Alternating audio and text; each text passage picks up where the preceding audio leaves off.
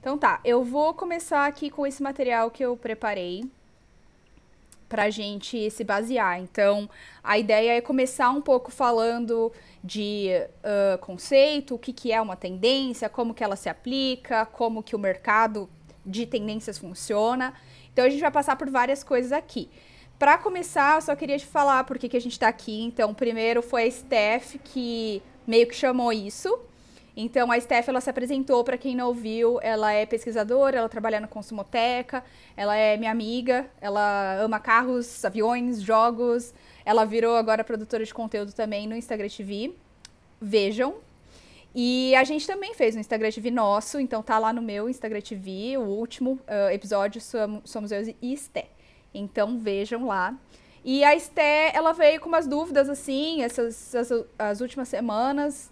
E aí eu falei, cara, vamos fazer disso uma aula mesmo, aberta para quem quiser, tiver dúvidas, já aproveita e tira a dúvida todo mundo junto. Então veio da Esté essa iniciativa. E eu, quem eu sou, para quem não conhece, então, eu sou formada em previsão de tendências, eu estou mestrando atualmente em futuro de ambientes urbanos e também em estudo de gênero e sexualidade.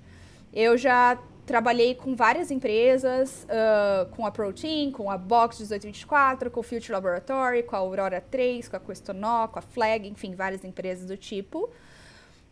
Eu também tenho essa nova plataforma que chama Future Resources, que eu vou falar para vocês ao longo dessa aulinha aqui, mas basicamente é um compilado de ferramentas para pesquisadores e pessoas que pensam em inovação, em futuro, desde eventos até sites e tal, então tem bastante coisa lá. E eu também faço um Instagram TV que chama Future Convos, em que eu converso cada vez com uma pessoa diferente sobre um tema diferente. A Steph foi a última pessoa com quem eu falei. E esses são os pontos que a gente vai cobrir hoje. Então, parece bastante coisa. E, na verdade, eu vou tentar passar meio rápido para sobrar bastante tempo para a gente conversar e tirar dúvidas. Vamos começar falando de terminologia. Então, o que, que é a palavra tendência? O que, que é tendências? Depois, o papel da tendência, uma anatomia de uma tendência. Pera aí, eu vou ter que tirar daqui para autorizar as pessoas a entrarem. Pronto. Anatomia de tendência. Aí a gente vai falar de metodologias e processos no capítulo 4 aqui. Esse aqui vai ser bem denso, vai ser, tipo, muita coisa. E esse é meio que, tipo, onde tá todo o foco de como fazer uma previsão de tendência. Então, é meio o central. Depois disso, tem uns pontos de atenção. Depois tem recursos e prática, depois tem algumas críticas à pesquisa de tendência e depois um pouco sobre o mercado e como trabalhar com tendências. Então, começando um pouquinho por terminologia, né? Tendência. Eu tenho um pouco de bode dessa palavra e muitas pessoas do mercado também têm bode da palavra. Peraí, eu vou ficar tirando para abrir as pessoas aqui, mas voltando já. Enfim, então rola um pouco desse bode da palavra tendência. A palavra tendência, ela acabou ficando popular na massa quando a moda começou a adotar esse termo. E falar, a tendência agora é usar azul, a tendência agora é usar floral. Enfim, então acaba passando uma ideia de que tendência é uma coisa que nasce e morre muito logo, porque já, tipo, semana que vem tem uma nova tendência. Então, pra galera, quando fala tendência, acaba tendo lá no fundo esse resquício de tipo, nossa, é uma coisa que tá aqui, mas que já vai morrer. Então, por que eu vou, tipo, investir um dinheiro fazendo uma pesquisa de tendência ou mudando toda a minha linha de produção por causa dessa tendência, se semana que vem já é outra coisa? Então, tem um pouco disso. Outros termos que aparecem dentro dessa indústria são cool hunting, futurologia, previsão, futuros. Então, assim, tudo isso são termos que as pessoas vão usando para definir essa indústria e o trabalho que se faz. Daí tem coisas tipo insights, inovação, lab, tem um monte de tipo labs, laboratório de futuro de não sei o que, laboratório de inovação de não sei o que lá, tem vários labs. Projeção, futurismo, enfim. Então, assim, existe um problema um pouco da indústria que a gente não tem nenhum consenso direito no que é o termo. É cool hunting? É futurologia? É pesquisa de tendência? Enfim, já é um pouco vago nesse sentido. Então, por mais que seja uma indústria mega nicho, cada um acaba chamando do que quer e cada um acaba interpretando do jeito que quer e trabalhando de um modo diferente. Então, tudo que eu vou mostrar aqui é baseado nas minhas experiências, no que eu estudei, no que eu vi e no jeito como eu trabalhei. Então, também tenham em mente que é apenas a minha visão sobre isso e que podem ter várias outras. A única distinção que eu vou fazer aqui é o futurismo. O futurismo, ele na verdade foi um movimento de arte da Itália que não tem nada a ver com pesquisa de tendências. Então, se puderem, esqueçam.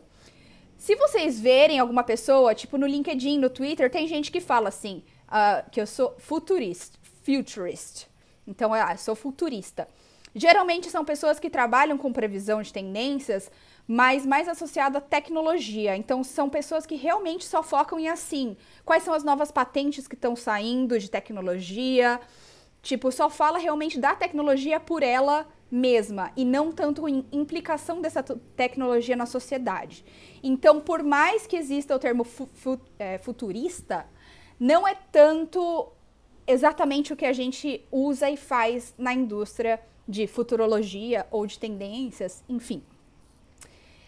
Dito isso, vamos entrar um pouquinho no que é o papel da tendência na indústria de mercado, de marketing, de inovação, etc. Então, a tendência ela é uma nova manifestação de mudança que se sustenta. Então, ao contrário do que eu disse ali, que, putz, na moda, agora é tendência uma coisa, depois é tendência outra, a gente já tá falando que não. Uma tendência ela é uma coisa que dura. Ela tá aqui para ficar.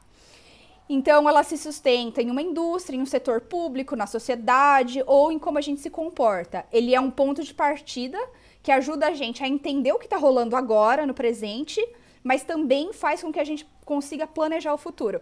Por isso, inclusive, que em tempos de coronavírus, de pandemia, etc., eu acho que entender como funciona a futurologia é um jeito da gente até ficar um pouquinho mais calmo, porque faz com que a gente tenha essas habilidades de, deixa eu entender um pouco no macro o que está rolando no mundo para eu conseguir saber que vai ter um futuro e quais possíveis futuros vão ter. Então, assim, eu acho que é uma coisa legal de saber, principalmente agora. Essa definição é desse livro, que chama The Signals Are Talking, da Amy Webb. A gente vai falar mais dela depois também. E o papel da tendência. Então, a tendência ela pode simplesmente inspirar. Então, tipo assim, você vai para uma palestra de, sei lá, futuro da medicina. Que imagina que você não sabe nada disso. Daí você vai sentar lá e você vai ver várias coisas muito legais, muito inspiradoras sobre medicina. Então, por exemplo, ali você só se inspirou. A tendência ela pode fazer isso, ela pode só inspirar. Ou ela também pode te atualizar. Então, imagina que você trabalha no setor automobilístico.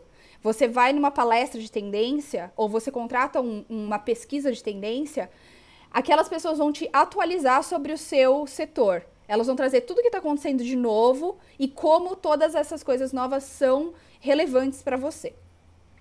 A tendência ela também pode identificar oportunidades. Então, quando a gente está olhando para coisas novas, de repente eu como cliente ali do automobilístico falo, nossa, eu não estava pensando nisso, eu não sabia que a gente podia, sei lá, ter um carro que é movido a energia solar. Isso é uma oportunidade para o meu negócio, eu posso começar a ver isso. Que está linkado com o de baixo, decidir onde investir. Se eu achar que uma tendência ela é realmente muito relevante, ela está indicando que grande parte da população vai começar a viver assim, se comportar assim, dirigir assim, o que quer que seja, a gente pode começar a investir nisso. Então, ela também tem esse papel. E ele também pode guiar a implementação de inovação. Muito se fala, né, de inovação, de mercado de inovação, de precisamos inovar. Mas o que de fato é inovação? E eu acho que inovação passa muito por entender o novo, e o novo ele pode ter várias escalas, a gente vai entrar aqui também em macro e micro tendências, mas que também se aplica para a inovação. E é então entender mudança dentro do seu negócio, seja ele qual for. A tendência, ela não só aponta quais são essas coisas novas, como ela te ajuda a implementar todas essas mudanças. Então, também é super legal para isso. Falando um pouquinho de anatomia, então o que é uma tendência, como que ela nasce, como que ela sobrevive, como que ela morre. Toda tendência morre. Tem tendência que fica viva por, sei lá, 30 anos. Mas uma hora ela morre. Então, é normal. Tem tendência que às vezes dura, tipo, sei lá, 2 semanas. Então, tem todos os tipos de tendência nesse sentido. Essa é uma curva clássica que é usada para explicar a vida de uma tendência. Então, ela nasce ali no 2,5%, que é com os inovadores. Essas são as pessoas que estão criando um movimento novo.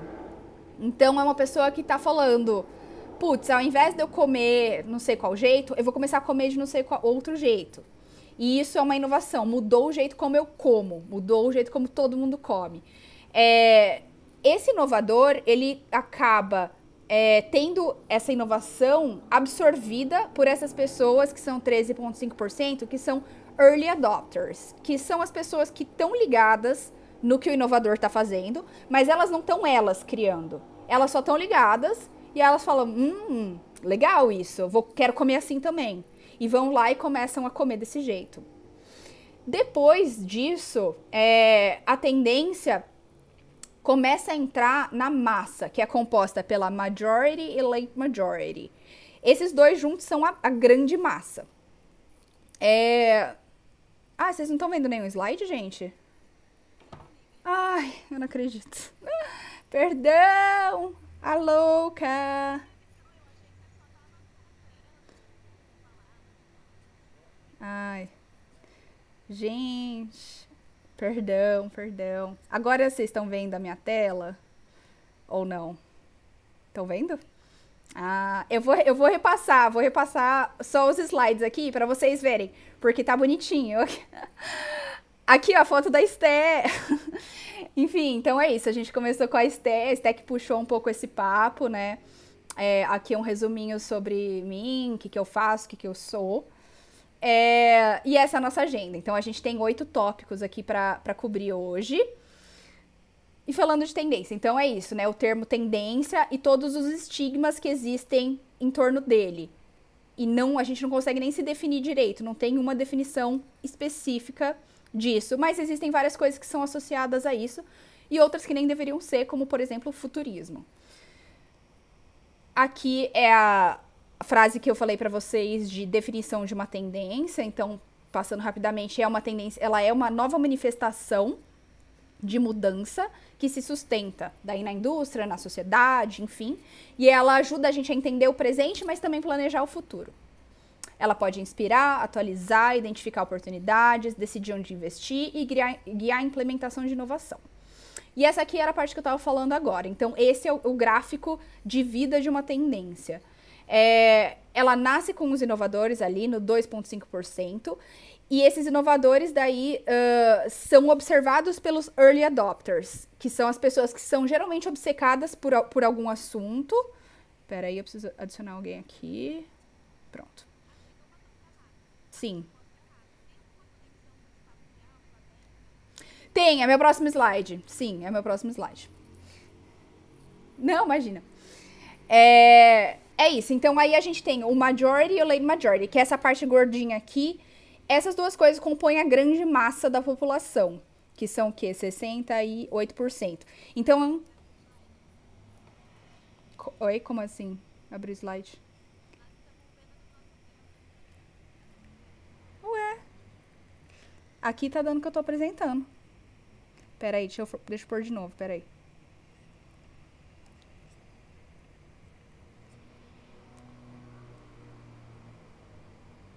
Aí. Vocês estão vendo o meu Keynote? Estão vendo?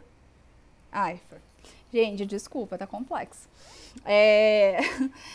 Tá, enfim, daí a gente tem a grande massa da população. Então, esses 68%, eles são uma porção muito grande da população, que é onde o grande consumo acontece. Então, é muito importante entender o consumo de toda essa galera, mas também de onde vem. Porque se a gente consegue detectar ali no inovador ou na pessoa que adota um comportamento novo, já bem antes de chegar na massa, a gente consegue estar à frente de tudo que vai estar sendo consumido depois. E daí os últimos 16% são, eles chamam de laggards, que são as pessoas que vão estar bem atrás de uma tendência, tipo, só vão chegar nessa tendência daqui muitos anos. Então, por exemplo, se a minha avó tem um smartphone hoje em dia, e, sei lá, ela já tá no laggard, porque grande parte da população já tem um smartphone, mas ela ainda não tinha. Então, ela tá bem atrás ali dessa tendência, digamos que isso é uma tendência. Então, essa é a vida de uma tendência. Muitas vezes também, a tendência, ela nem chega no early adopters. Peraí, deixa eu aceitar, pessoal. Estão vendo meu keynote aqui? Ou não? Tá. Vai me avisando qualquer coisa. Muitas vezes a tendência, ela morre aqui, ó, no early adopters. Ela nem chega aqui na massa. Às vezes ela morre aqui no inovadores. Por exemplo, o Google Glass, que foi uma tentativa do Google de criar um smartphone em um óculos de grau. Isso nunca nem chegou a ser adotado por ninguém. Ninguém nunca conseguiu comprar, ninguém nunca conseguiu colocar a mão num desse. Ele foi inventado e logo morreu. Então foi uma tendência que viveu muito pouco tempo e que nem conseguiu passar por todas essas fases. Mas, no geral, a tendência passa por todas essas fases. E aí a gente tem umas distinções de macro e micro tendências. Nem todo mundo trabalha do mesmo jeito ou entende a mesma coisa por macro e micro tendência, tá? Mas, de forma geral, a gente tem essas duas coisas que uma é maior que a outra. Então, na macro, a gente tem alguma coisa que geralmente é muito comportamental. Então, ela nasce de uma mudança de pensamento e atitude sobre algo. Então, por exemplo, sei lá, as vidas estarem, tipo, digitais, mas também estarem físicas. Então, cada vez mais a gente tá tendo tecnologia na nossa vida. Por exemplo, a gente está fazendo essa aula online. Isso é um jeito da gente estar presente tanto no virtual quanto no físico. Isso é uma macro tendência. Por que isso é uma macro tendência? Porque ela vai afetar diversas indústrias, que é o ponto grande, o ponto 2. Atinge vários setores do mercado. Então, o fato da gente estar vivendo tanto online quanto offline vai afetar o varejo, vai afetar a indústria alimentícia, vai afetar mobilidade, vai afetar, enfim, absolutamente todas as indústrias. Então, essa é a segunda característica de uma macro tendência. É uma coisa tão grande, mas tão grande, que ela afeta muitos setores.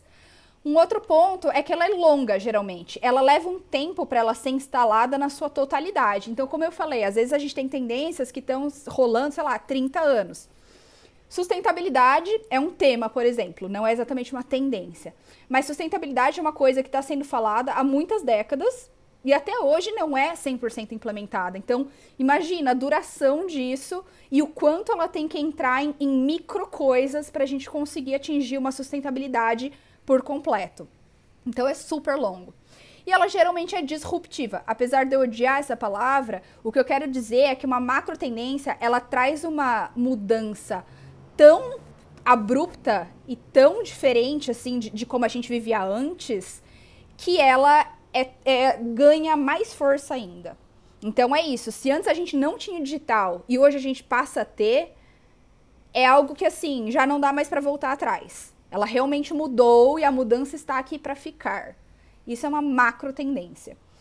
E micro tendência é também super importante, porque a micro tendência ela vai traduzir como a macro se expressa. Aí ela pode se expressar num setor. Então, sei lá, a gente está falando aqui de vidas online e offline.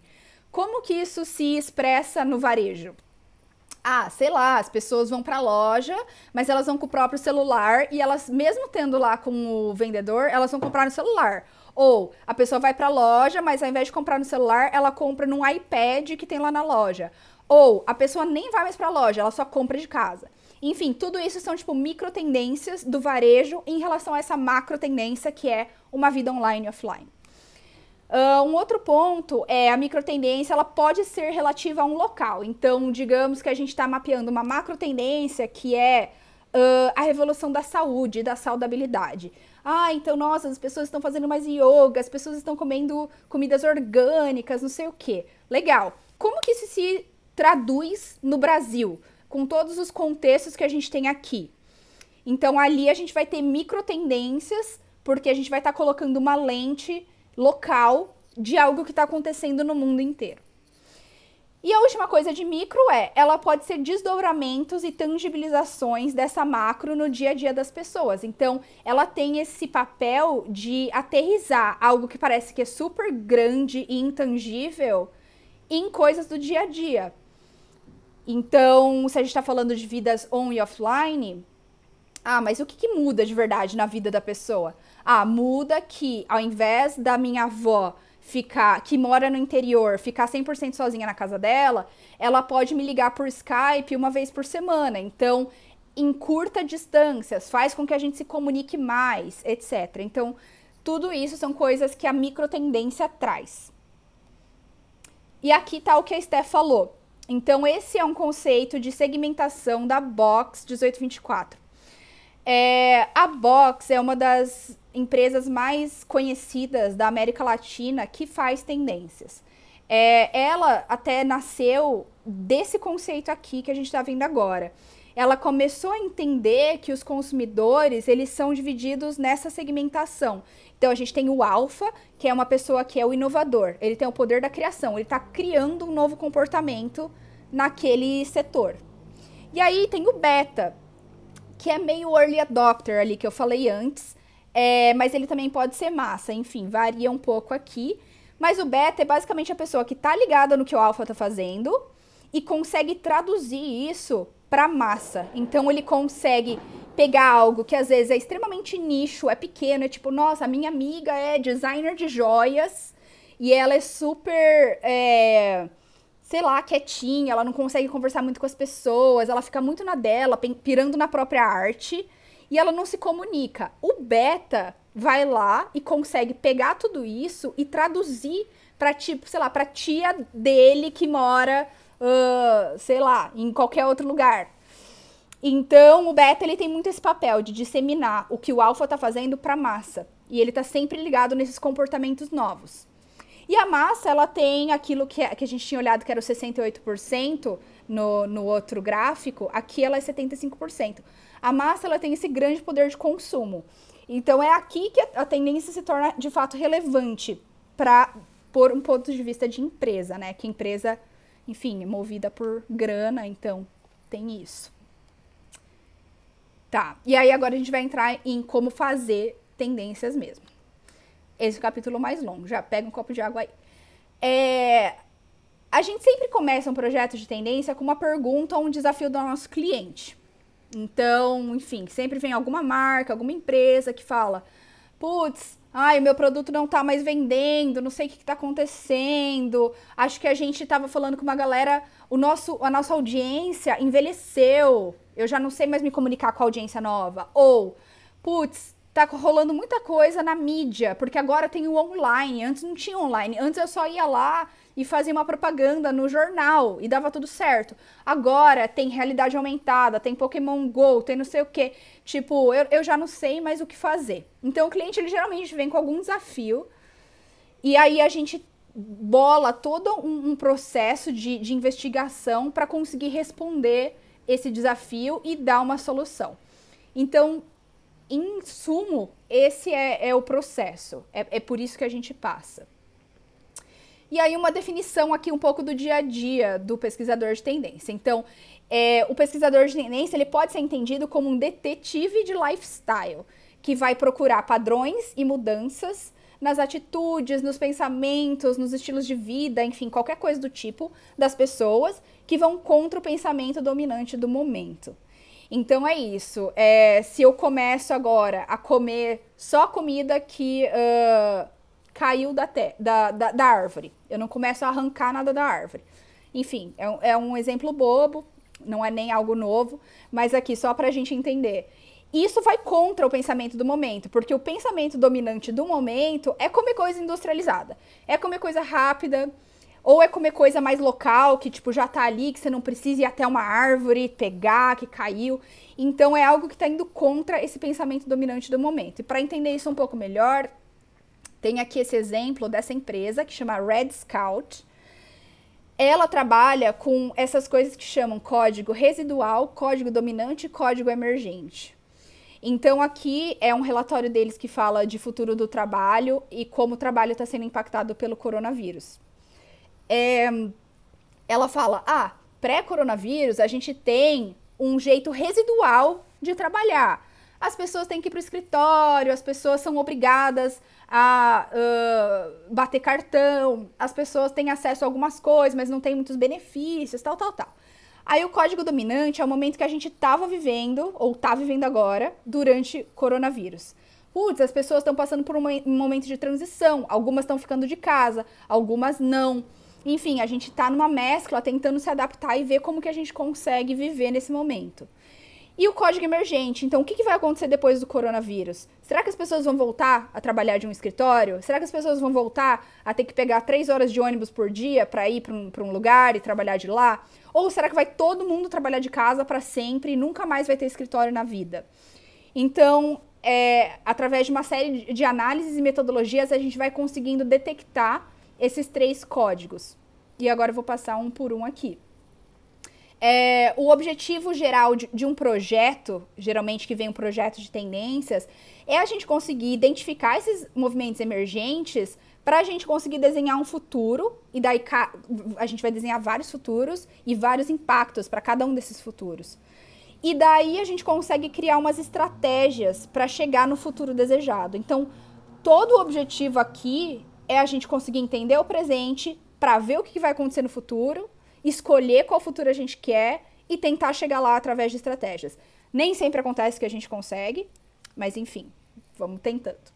Então, aqui começando já no processo mesmo de trabalho. A gente começa com o processo de abertura. Então, tudo começa nessa busca por sinais. Então, vamos lá. Digamos que a gente está falando de saúde. Eu tô com uma empresa aqui que é de saúde. Inclusive, um outro ponto sobre isso. Digamos que a gente vai falar de saúde. Na prática, a gente pode ter cliente que é, por exemplo, farmácia. A farmácia quer saber sobre saúde. Ou pode ser uma empresa de esporte. Ou pode ser uma empresa de tecnologia, tipo a Apple, que tem o Apple Watch, que fica falando lá quantos passos você deu, não sei o quê. Pode ser uma empresa de alimentação, tipo uma Nestlé, enfim, uma empresa do tipo. Então, assim, o tema, ele é uma coisa muito grande que pode abranger vários setores e vários tipos de empresa. Por isso que a gente sempre vai colocando filtros depois para conseguir aproximar ao dia a dia do cliente. Mas digamos que a gente vai fazer um trabalho sobre saúde aqui. Então, a gente tem que olhar, sim, absolutamente tudo sobre saúde, mas a gente também vai olhar para outras coisas, dependendo de qual for o nosso cliente. Então, se a gente está falando de esporte, a gente vai olhar para os temas de saúde, de esporte, de tecnologia, como que as pessoas estão praticando esporte via app. Enfim, a gente vai olhar vários outros lugares também. Então, a gente nunca fica só na saúde. A gente começa essa fase explorando. Cara, jogando no Google. Então, digamos que o tema seja as minhas comidas. Eu, como uma empresa alimentícia, tô fazendo comidas muito industrializadas e eu sei que, tipo, isso não é legal porque as pessoas estão querendo ser mais saudáveis. Então, a gente vai ajudar o cliente nesse desafio. Aí, a gente já joga no Google. Cara, eu sempre começo pelo Google, sempre começo como se eu não soubesse nada daquele assunto, para ver o que vem. O que está sendo falado? Quais são os últimos artigos que saíram sobre isso? O que os portais que são especializados em saúde estão falando de saúde? Quais são os temas que estão piscando ali como as coisas mais relevantes? Você também pode procurar uns relatórios já específicos de saúde, você pode ir para podcast que está falando disso. Enfim, aqui é uma fase realmente de abrir e ver como se você não soubesse nada daquele tema, o que está acontecendo. Aí, metodologias. Então, aqui no canto eu sempre vou pôr, tipo, metodologias de como que a gente pode fazer isso. Desk Research é uma das primeiras metodologias e é uma das mais utilizadas. Desk Research nada mais é do que pesquisa por computador. Então, literalmente tudo isso que eu falei. Jogar no Google, ler um artigo, buscar um podcast. Tudo isso são coisas que dá para você fazer pelo computador e chama Desk Research. Isso você vai acabar fazendo durante o processo inteiro. O Desk Research, ele meio que nunca começa e acaba. Ele está sempre meio sendo feito. Outro jeito que você pode falar, mesmo na fase de abertura, é falar com betas. Então, retomando aquele conceito da box, o porquê que é legal falar com beta? Geralmente, se você fala com beta, ele já tem uma visão de futuro, porque ele está super ligado nesse tema. E aí, aqui, a gente não vai falar com qualquer beta. A gente vai falar com uma pessoa que é beta em saúde. Então, não vou falar com um beta em mobilidade ou um beta em qualquer outro tema. Não, eu vou procurar uma pessoa que é obcecada por saúde, mas que não tá, ela, sei lá, tendo uma empresa nova de saúde, ou enfim, ela não tá criando um movimento novo, mas ela manja muito sobre. Falar com o beta é muito legal porque às vezes encurta o processo de pesquisa. Ele já te dá várias dicas do que você precisa saber ou fazer. E daí você já, tipo, sei lá, pula umas 2 semanas na sua pesquisa porque você falou com ele. A mesma coisa com especialistas. Então, de repente, falar com especialista já nessa fase inicial é muito legal.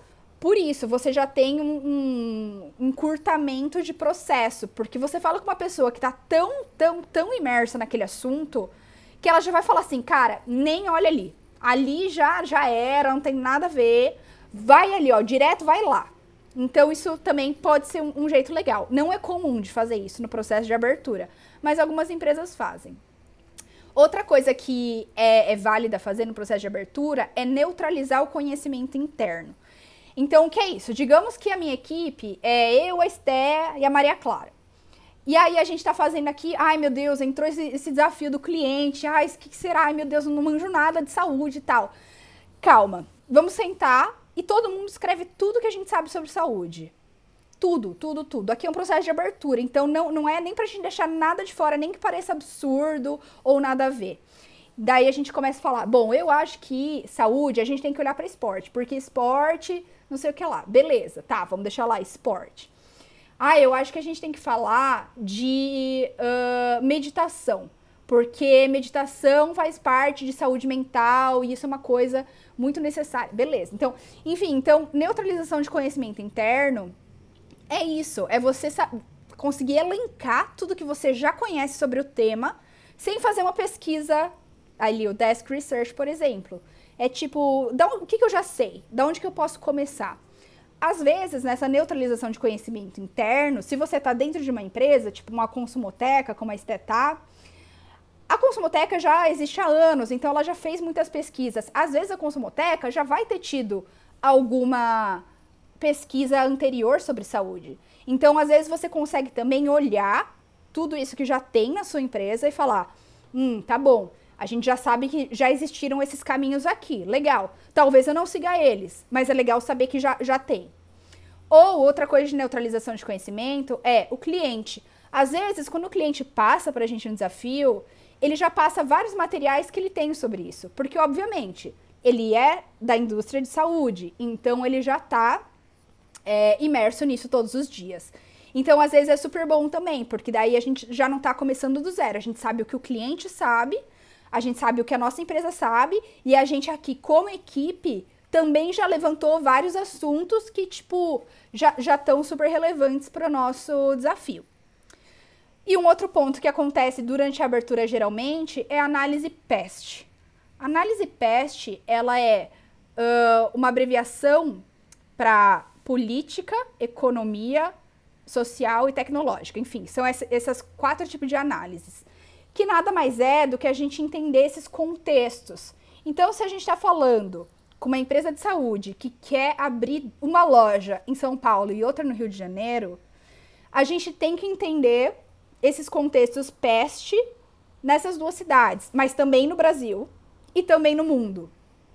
Então a gente pensa, tá, o que está acontecendo de saúde no mundo inteiro? Ah, na Ásia tá rolando que as pessoas estão comendo mais insetos porque é cultural e agora não tá mais podendo, sei lá, ter muito pasto por causa de sustentabilidade, então as pessoas estão comendo mais insetos.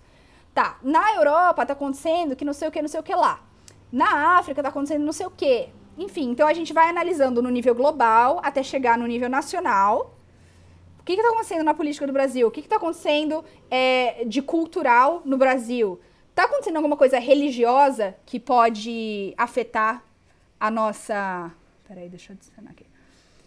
Está acontecendo alguma coisa religiosa que pode afetar como a gente come, o como a gente se relaciona com o nosso corpo, com a nossa saúde, está acontecendo alguma inovação tecnológica. Então, digamos que em São Paulo tem uma horta que é toda automatizada, é só robôs. O robô planta, o robô rega, o robô colhe. Então, assim, isso é uma inovação, um contexto tecnológico que é específico de São Paulo, que vai entrar nessa análise PEST, que talvez não entre na do Rio, porque digamos que não tem lá. Então, tudo isso acontece no momento de abertura. E tudo isso... uma observação, organização. Então, organização é o elemento-chave, o elemento fundamental de qualquer pesquisador durante o projeto inteiro. Tudo que você vai coletando, então imagina aqui, só aqui a gente já coletou um monte de informação. A gente geralmente não tem tanto tempo de abertura, a gente geralmente tem tipo uma semana, 2 no máximo. Então, assim, nesse tempo que é curto, a gente consegue já levantar muita coisa. E é muito importante que tudo isso esteja organizado. Então, geralmente eu trabalho no Google Doc, que é no Drive, que eu consigo ir colocando todas as coisas. Nesse dia eu pesquisei isso, com esse link, tal, já vou deixando um resuminho, porque isso me ajuda depois no final, e a gente vai retomar esse tema depois. É importante dar crédito e dizer a fonte de tudo que a gente tá coletando. E aí, continuando na abertura, então a gente já fez aquele esquema inicial. Então, beleza, a gente já tem várias coisas, mesmo sem meio que começar de fato uma pesquisa. Agora que a gente já tem todas essas coisas, a gente começa a definir os caminhos e as estratégias que a gente vai tomar. Então, a gente começa a decidir quais metodologias que a gente precisa fazer. E a decisão de metodologia, ela parte do que a gente está querendo investigar. Então, será que para saber o futuro da saúde, eu preciso falar com o consumidor? Ou eu posso só observar um consumidor? Porque, na verdade, o meu projeto é entender como as pessoas estão comendo. Então, eu vou sentar no refeitório e vou assistir as pessoas comer. Ou, será que eu preciso entender o comportamento de um consumidor sem conversar com ele? Então, aqui a gente tem outras coisas também. Por exemplo, fazer uma pesquisa online com coisas que são abertas. Então, digamos que o Instagram do João é aberto para todo mundo ver. Tá, deixa eu dar uma investigada lá. O que tem ali que eu já posso trazer de análise? Ele postou que ele estava comendo nhoque com flores, que são as punks, tipo plantas que dá para comer, não sei o quê. Tá, legal, isso já é uma análise, é um achado, vou anotar aqui. Será que isso está acontecendo com outras pessoas também ou é só o João que come assim? Então, dali a gente começa a extrair uma série de achados. Será que eu também preciso quantificar esses meus achados? Porque se eu precisar trazer um dado quantitativo, a gente vai precisar desenvolver uma pesquisa quantitativa, que é geralmente um questionário online, que a gente faz no Typeform, SurveyMonkey, enfim, tem vários provedores dessas pesquisas quant de graça mesmo para todo mundo fazer. Então, a gente sempre passa disso, do que eu estou tentando achar, perguntar, para a gente decidir qual vai ser a metodologia certa para isso. Então, a gente tem coisas tipo pesquisa de campo. Então, pesquisa de campo é você sair na rua entrevistando pessoas. Nunca é tão aleatório assim, a gente sempre vai entendendo qual é a minha pergunta e a minha categoria pesquisada. Então, eu estou falando de saúde, será que eu quero ir em refeitório de shopping? Será que eu quero ir em refeitório de escola? Será que eu vou ficar parada na frente de uma rua onde tem vários restaurantes? Enfim, aí ali a gente aborda as pessoas. E aí, o que você estava comendo tal? Cara, eu tô fazendo uma pesquisa, você tem 10 minutinhos para falar comigo? Enfim, a gente tenta conversar com as pessoas espontaneamente na rua, assim. Isso é pesquisa de campo. Aí a gente também tem outro tipo, que é a entrevista em profundidade. A entrevista em profundidade, ela... você consegue sentar com a pessoa e falar pelo menos por 1 ou 2 horas com ela. Então ali, geralmente, a gente já tem um roteiro mais profundo que a gente quer falar com ela. Ela já topou falar com a gente já falou sobre o assunto que é, e a gente já vai passar ali e entrar mais nos detalhes, tipo, tá, mas quando você cozinha, você põe exatamente o quê? Em qual ordem? Faz diferença a panela? Enfim, a gente começa a entrar, tipo, nos detalhes do negócio, porque a gente tem essa chance de sentar com a pessoa. A vivência é tipo a entrevista em profundidade, só que mais longa ainda. A gente, tipo, vai dentro da casa da pessoa, a gente abre a geladeira da pessoa, a gente cozinha uma coisa com a pessoa, a gente leva a pessoa no restaurante, fala... E a gente tá sempre observando. O que essa pessoa vai pedir? Como que ela vai pedir? Será que ela vai pedir, tipo, isso só que sem cebola? Por quê? Enfim, então a gente vai sempre fazendo essa vivência de estar junto e ter essa experiência pelos olhos dela. Pesquisa quantitativa, então, eu já falei um pouquinho, né? A pesquisa quantitativa, ela não entra em todos os projetos de tendência. Ela até é um pouco rara, porque quando a gente fala de futuro, é muito difícil a gente mensurar uma coisa que ainda não aconteceu. A gente consegue mensurar o que está acontecendo no presente. Mas como a gente está falando de algo que vai se massificar no futuro, esses números geralmente não ajudam muito a gente a provar o nosso ponto. Então, a gente não faz tanto pesquisa quantitativa, depende do projeto. Depois, a gente também tem grupo de moderação, grupos que são moderados. Então, por exemplo, eu convoco 8 pessoas, eu faço um recrutamento, que é o último ponto ali, um recrutamento de 8 pessoas para vir falar comigo sobre, que não se conhecem, para vir falar comigo sobre saúde. Aí eu coloco essas 8 pessoas numa sala, eu tenho umas dinâmicas, geralmente, que eu faço com elas, eu vejo como essa pessoa se comporta em um grupo, e a partir disso eu trago um monte de análise sobre saúde. Outro tipo de metodologia é o peer group. Aqui é quando eu recruto uma pessoa, então, dentro desse perfil que eu tô buscando de saúde, uma pessoa que, nossa, manja muito de saúde, que adora, que fala muito sobre, e eu falo para ela trazer mais 2 amigos, ou parentes, ou quem quer que seja, que tenham um perfil parecido. Isso é pra gente dar uma expandida ali no grupo e no repertório da pessoa, porque às vezes a pessoa fica tímida e tal, e aí de repente se ela tá com os amigos, ela começa a falar mais. E na etnografia é aquilo que eu falei de você dar uma pesquisada nas pessoas, em comportamento humano, mas online, sem a pessoa tá de fato sabendo. Às vezes a pessoa sabe, você pode mandar uma mensagem e falar: vou estar dando uma olhada no seu Instagram ou no seu Facebook, enfim, o que quer que seja. Mas muitas vezes você vai passar 15 minutos olhando aquele Instagram, então também você acaba nem dando esse alô e falando: nossa, tô dando uma olhada aqui. Enfim, esse é um tema polêmico por causa de privacidade de dados, então cada vez menos tem sido usado. Aí, continuando em abertura, será que eu preciso falar com um especialista nesse momento de abertura? Ou será que não? Será que o especialista é legal quando ele vem lá no final do projeto? Porque eu já vou ter feito todas as metodologias, eu já vou ter tudo tipo meio pronto, montado, e eu só quero que o especialista venha para dar uma aprofundada. Ou não? Ou será que eu preciso dele agora? Preciso da visão do inovador? Então, quais são as pessoas que estão criando movimentos novos dentro da saúde? Será que é legal falar com essa pessoa agora, no momento de abertura? Ou não? Será que é legal eu saber tudo em detalhe do passado sobre o tema saúde? Como que começou a saúde? Quem que definiu o que é saúde? Será que saúde significa a mesma coisa no Brasil e na Rússia?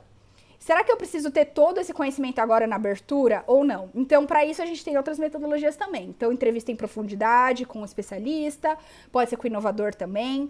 A gente pode, muitas vezes, conseguir pegar citações de especialistas e inovadores em artigos.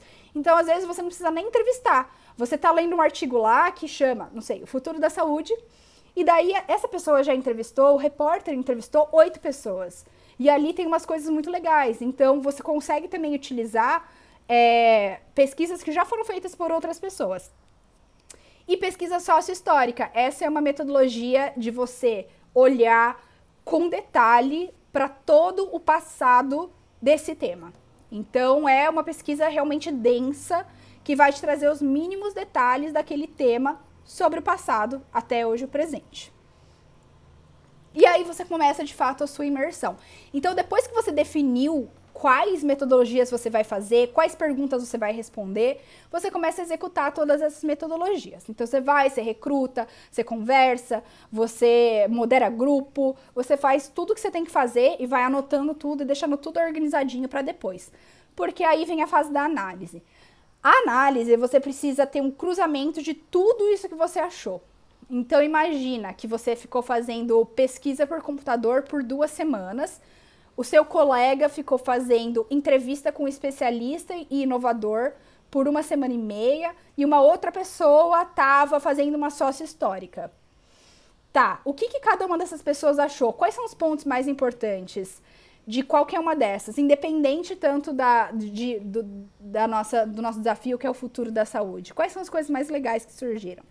Então a gente começa a conversar e trazer as análises e começa a combinar todas essas análises. Geralmente aqui, quando a gente está fazendo essa sessão, a gente consegue achar já uns padrões, umas coisas que funcionam, outras coisas que não funcionam. Essa análise que eu tinha falado no começo, que é código residual, dominante e emergente, ela geralmente a gente começa a concretizar ela aqui.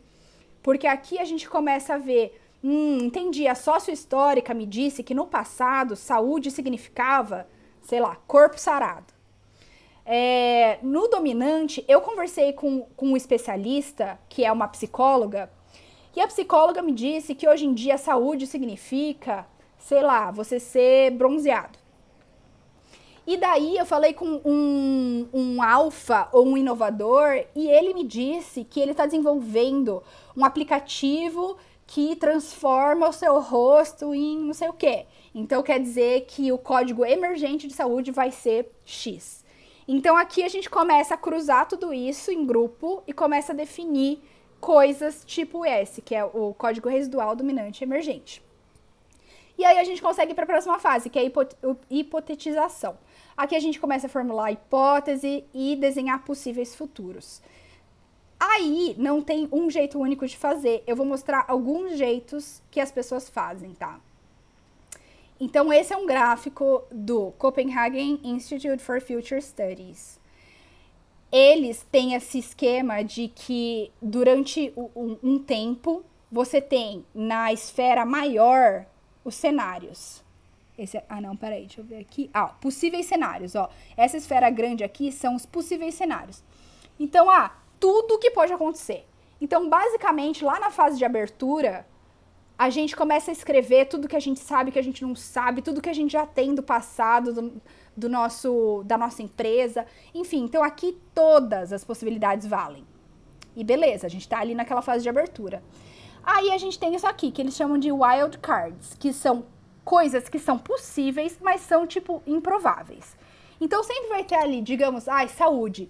Nossa, a partir do ano que vem, todo mundo vai comer só com pílula. Não vai ter mais comida. Tá bom, pode ser que aconteça, mas assim, acho que não. Acho que é bem improvável. Então, isso já tá categorizado aqui como isso, wild card. Aí a gente tem essa esfera aqui do pontilhado, que são as coisas prováveis. Então, mais prováveis de acontecer. Aqui a gente tem, então, sei lá, acho que as pessoas vão começar a fazer mais exercício dentro de casa, tentar tomar conta da saúde de um jeito mais, assim, independente, autônomo. Legal, isso é provável, tal. Daí, a gente tem os cenários. Então, aqui fora a gente tem... tá comida aqui a escrita. A gente tem os cenários, que são coisas que são muito prováveis de acontecer. Então, a gente tá falando, acho que as pessoas vão continuar num misto de alimentos industrializados, mas também vão buscar uma coisa ou outra que é tipo orgânica, que é direto do produtor, tal. Legal, isso é super provável de acontecer também. E daí a gente tem um outro cenário ainda que tá aqui, combinado entre, enfim, no meio das esferas aqui, que são os preferíveis. Esses são os futuros desejáveis. Então, de todas as coisas que a gente pensou, todas essas hipóteses que a gente tem algumas que a gente prefere. E a gente prefere porque a gente tem que cruzar não só tudo que a gente viu e que a gente pensa, mas com a situação do nosso cliente. Então, digamos que o nosso cliente é uma pessoa que faz comida industrializada. E sempre vai fazer, e não vai mudar, sei lá. Então, a gente tem que entender quais são os futuros preferíveis para esse cliente, considerando a situação dele. Tá bom, entendi, ele vai fazer um negócio industrializado. Será que a gente consegue detectar alguma tecnologia que consegue conservar comida natural mas sem, sei lá, agrotóxico, sem conservante, sei lá, não natural. Enfim, então aí a gente tem uns cenários preferíveis. E aí a gente vai focar nesse. Esse é o jeito que a Copenhagen Institute for Future Studies faz. Aí a gente tem o Future Laboratory. Eles trabalham nesse jeito de triangulação de coisas. Então, eles começam ali com a intuição, que é aquele conhecimento que já existe na empresa e no cliente. Então, basicamente, aquela primeira frase que eu falei, que é tudo que eu já sei sobre isso, tudo que meu cliente já sabe sobre isso e tudo que a minha empresa também já sabe sobre isso. A gente começa dali. Daí, a gente tem uma fase de observação, que é pesquisas, tipo pesquisa por desk. Eles fazem também pesquisas visuais e pesquisas etnográficas. Então, o visual pode ser observar as pessoas comer, observar as pessoas comprar comida, observar as pessoas cozinhar. Ou pode ser também, enfim, de fato, uma pesquisa visual sobre aquilo. Então, quais são desculpa, as novas cores de comida, as novas texturas de comida. E observação etnográfica, que é conversar com pessoas. E conversar, fazer vivência, passar tempo, entrevistar em profundidade, fazer grupo. Enfim, tudo isso está dentro dessa segunda aba, que é a observação. E a terceira aba, ela é a interrogação. Então, entrevistas com experts e pesquisas quantitativas. Eles colocam junto aqui essa entrevista com um especialista, então seria a parte que realmente dá pra gente uma noção maior de futuro. E a quantitativa. A quantitativa, eles devem usar, e eu tô falando aqui sem saber com profundidade, porque eu nunca trabalhei dentro da empresa, só fiz uns trabalhos de freela. Eles devem usar a quantitativa numa fase final, em que eles já têm todo esse conhecimento mapeado, e daí eles conseguem falar, beleza, vamos fazer um pequeno questionário online, em que a gente consegue medir, de todas essas hipóteses que a gente tem, quais são as mais prováveis de acontecer. E daí a gente vai focar só nessas. Então, esse é um jeito também de usar uma pesquisa quant no trabalho de futuro. E o último ponto aqui, tá desconfiguradinho, mas enfim, é daquela menina que eu falei lá no começo, que é a Amy Webb, que é da autora daquele The Signals Are Talking, que é aquele livro. Ela tem uma empresa que chama Future Today Institute, e daí eu trouxe esse gráfico que ela publicou na última newsletter da empresa dela. Aqui é um jeito dela já estar aplicando o conhecimento dela de futurologia para uma situação atual. Então, esse gráfico, ele fala de coronavírus, de Covid-19, né? E fala do impacto de Covid para o trabalho, para empregos, para automação, e também cruzando com tecnologia de nuvem. O Future Today Institute, ele foca muito no viés da tecnologia. Inclusive, ela se chama futurista por causa disso. Nesse gráfico aqui, se vocês verem essas partezinhas menores, eles estão dando situações. Então, uma situação é aqui, ó. Covid leva à redução de oferta de trabalho. Então, vai ter menos emprego. Ou, Covid não leva à redução, vai ter emprego igual.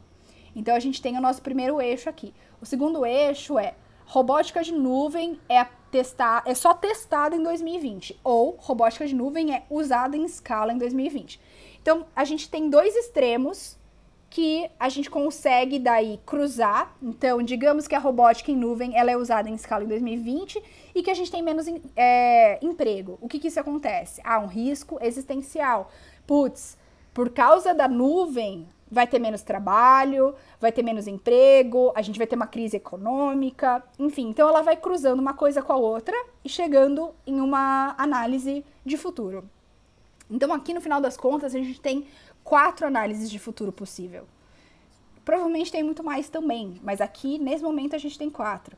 Então, esse tipo de jeito de pensar e fazer futuro é muito legal, que a gente consegue combinar todos esses elementos e ir testando várias coisas. E daí, um ponto bem importante para se fazer. Uma tendência, ela não necessariamente é o futuro daquela categoria. Então, se eu estou fazendo aqui um projeto de futuro de saúde para uma farmácia, e aí eu falo assim, no futuro as pessoas não vão mais tomar remédio, vai todo mundo só comer saudável. É uma afirmação muito séria de se fazer, em um projeto que durou provavelmente 2 meses, 3 meses, né? É meio difícil de você falar isso com tanta certeza.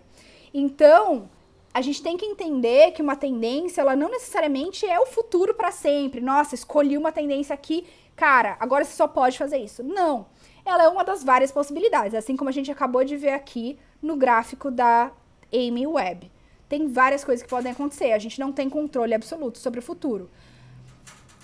Enfim, terminada essa fase de projeção de futuro e tentativas e hipóteses e tal, a gente começa a escolher.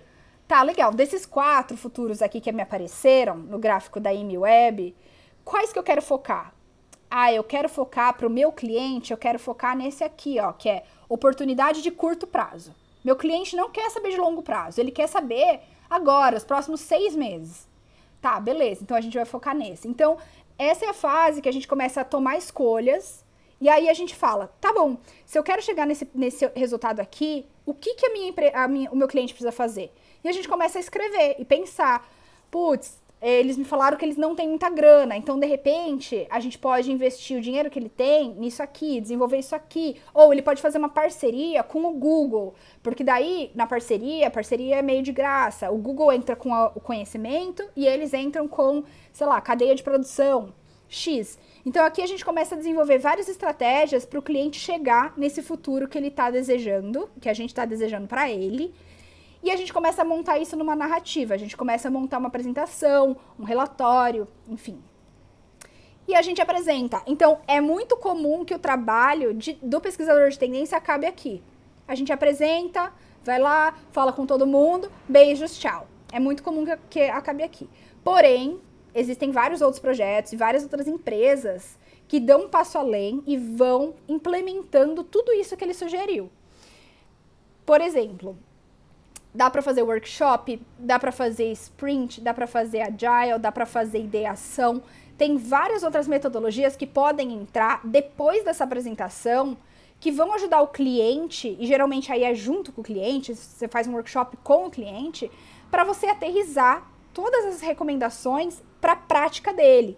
Então, digamos que a gente apresentou ali do futuro de curto prazo de saúde. Beleza, daí a gente faz um workshop, porque daí o nosso cliente vai trazer as pessoas do financeiro, vai trazer as pessoas de vendas, vai trazer as pessoas que ficam na loja, vai trazer as pessoas do marketing, vai trazer pessoas de todos os departamentos, para todo mundo junto olhar essa apresentação e falar, cara, nada a ver isso que você falou, porque aqui no financeiro não é assim que as coisas funcionam, a gente não tem como fazer isso. Não, beleza, vamos ver se tem alguma coisa que a gente pode fazer. Aí de repente a pessoa de marketing fala, mas e se vocês fizessem assim? Ou a gente tem uma pessoa que tá vaga, que pode ir pro time de vocês e ajudar vocês a fazer isso. Enfim, então, são os momentos mais coletivos que ajudam a gente a entrar no dia a dia da empresa e entender quais são os problemas de fato de todos os departamentos para que a nossa recomendação seja implementada. Então, no final das contas, a gente está ajudando a gente mesmo, quando a gente tem uma comunicação mais transparente com o cliente. E daí a gente parte para a fase de implementação. Então, aqui geralmente você já vai mais como um consultor mesmo, porque ali no workshop você já vai ter desenvolvido várias estratégias, você já vai ter batido com todo mundo de todo o departamento. E do workshop cada um sai com uma lista do que tem que fazer. Então, o departamento de marketing tem que fazer isso, isso, isso, departamento de vendas, departamento de varejo, todo mundo já sabe o que tem que fazer. O papel daí do pesquisador de tendência é ir garantindo que todo mundo está fazendo o trabalho dele, e se ele tem dúvida, fala com a gente também. Então, nossa, aquilo que a gente definiu no workshop não tá rolando, porque na loja as pessoas não estão querendo comprar pílula, elas só estão querendo comprar comida. O que eu faço? E daí a gente entra de novo e pensa junto como resolver esse problema, enfim, e vai ajustando conforme as coisas acontecem. Então, existe a possibilidade da gente chegar até essa fase de implementação. Muitas vezes, um trabalho de tendência, ele pode resultar em a gente desenhar um produto, por exemplo. Então, você está trabalhando com uma empresa de refrigerante, sei lá. E daí, eles querem saber, quais são os novos sabores que as pessoas vão gostar no futuro. Aí você faz todo um estudo para saber sabor, não sei o quê. Tá, mas eu também quero saber como que elas vão querer beber. Elas vão querer beber numa latinha de alumínio, ou elas vão querer beber num copo descartável, ou numa coisa de vidro. Então, assim, pode ser que os trabalhos de tendência, eles cheguem até essa fase de desenhar, de fato, um produto e acompanhar o processo de lançamento do produto. Então, tudo depende muito do cliente e de qual desafio ele te deu. Então, se vocês olharem, tirando aquela parte ali que a gente fala de movimentos emergentes e de projeção de futuro, de hipótese de futuro, o trabalho aqui, na verdade, a gente está falando de o quê? De você ser uma pessoa pesquisadora, então você faz o trabalho de pesquisar comportamento humano, que é pesquisador qualitativo, um trabalho de estrategista de marca, então de entender de marca, entender como marcas funcionam, como departamentos funcionam, e consultor do negócio. Então, seja por um período breve ou seja por um período longo, você está fazendo uma consultoria para o seu cliente. E você tá entrando dentro do negócio dele, que ele manja, porque ele tá nesse negócio há, sei lá, 40 anos, e você tá entrando por, tipo, 2 meses. Mas você vai se imergir e você vai se especializar, e você vai estar falando para ele quais são as oportunidades dele melhorar, ou para onde que ele não tem que investir, e como que ele tem que desenhar o produto dele, enfim. Então, você vai estar combinando todas essas coisas, mas também olhando para o futuro. Então, no final das contas, um pesquisador de tendências de futuro, ele tem todas essas qualidades aqui, do pesquisador quali, do estrategista e do consultor, mas essa habilidade de identificar movimentos emergentes e conseguir projetar futuro. Então, a gente vai chegar depois na parte de mercado ali, em que eu falo um pouco mais da função mesmo. Agora, os pontos de atenção durante essa pesquisa. Todo mundo tem coisas que chamam vieses inconscientes. Então, todo mundo nasce dentro de uma sociedade, dentro de um tipo de família, dentro de um tipo de hierarquia, dentro de um tipo de regime político, dentro de uma religião ou sem religião nenhuma, isso também é uma questão. Enfim, tudo isso molda como a gente é, como a gente entende o mundo, como a gente se relaciona com pessoas e com marcas. Tudo isso são vieses, às vezes inconsciente. Então, nem sempre você sabe, você tem consciência que você pensa daquele jeito por causa disso. Mas você tem.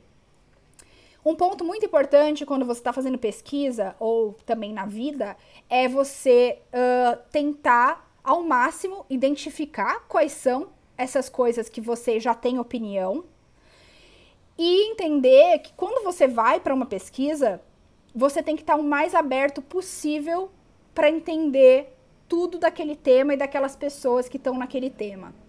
Então, você não pode trazer as suas opiniões pessoais para aquilo. Você tem que ser o mais imparcial possível. Por mais que você conheça muito daquele tema. Então, digamos que a gente está fazendo um projeto de esporte e eu sou, tipo, atleta. Eu nado 4 vezes por semana, eu corro 5 vezes por semana. Eu manjo tudo de esporte. Primeiro, isso não é verdade.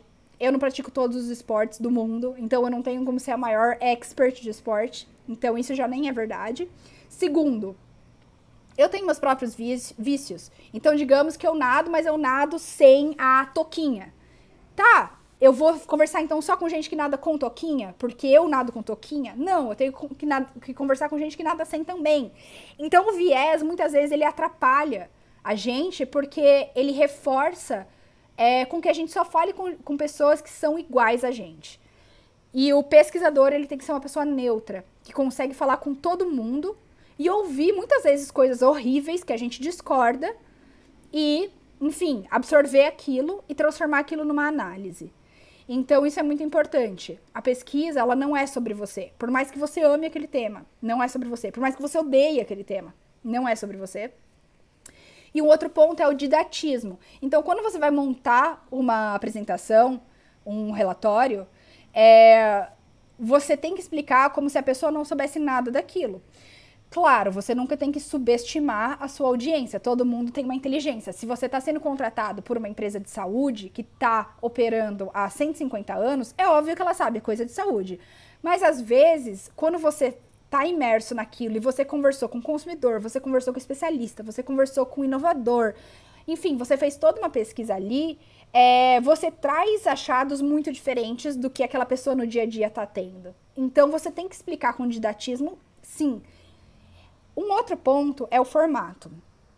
Geralmente, projetos de tendência, eles são feitos em PowerPoint ou Keynote, que é, inclusive, o que eu usei aqui para fazer essa apresentação. O Google Slides também, enfim, qualquer coisa que seja meio isso, de slide. Também existem aqueles relatórios que são tipo PDF mesmo, tipo um livro ou uma revista. Por mais que esses sejam os formatos mais utilizados, acho que é super válido todo mundo pensar em formatos para além disso. Então, sei lá, vou fazer um relatório de tendência que vai ser um vídeo, na verdade, não vai ser uma apresentação. Eu não vou nem falar, eu só vou responder pergunta depois, vai ser só um vídeo. Ou vou fazer todo o meu relatório de tendência que vai ser por podcast. Cada episódio vai ser uma micro tendência. X. Enfim, então dá para você explorar formatos também e não ficar só preso ao formato que a indústria já opera hoje. O terceiro ponto é a atualização. Então, o pesquisador de tendência, ele tem que estar sempre atualizado sobre os temas que ele atua, pesquisa. Então, digamos que na Cosmoteca, a Esté é uma pesquisadora especializada em varejo e tecnologia. Todo dia ela tem que ler e saber tudo sobre esses 2 temas. Ela pode também pesquisar outras coisas? Pode, inclusive é super ótimo se ela pesquisar sobre outras, melhor ainda.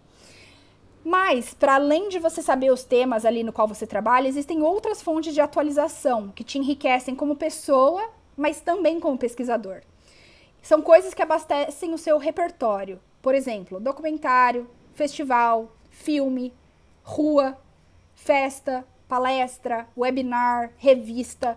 E aqui eu coloquei o Future Resources, que é a minha plataforma que eu vou mostrar para vocês depois, só para fazer um jabá.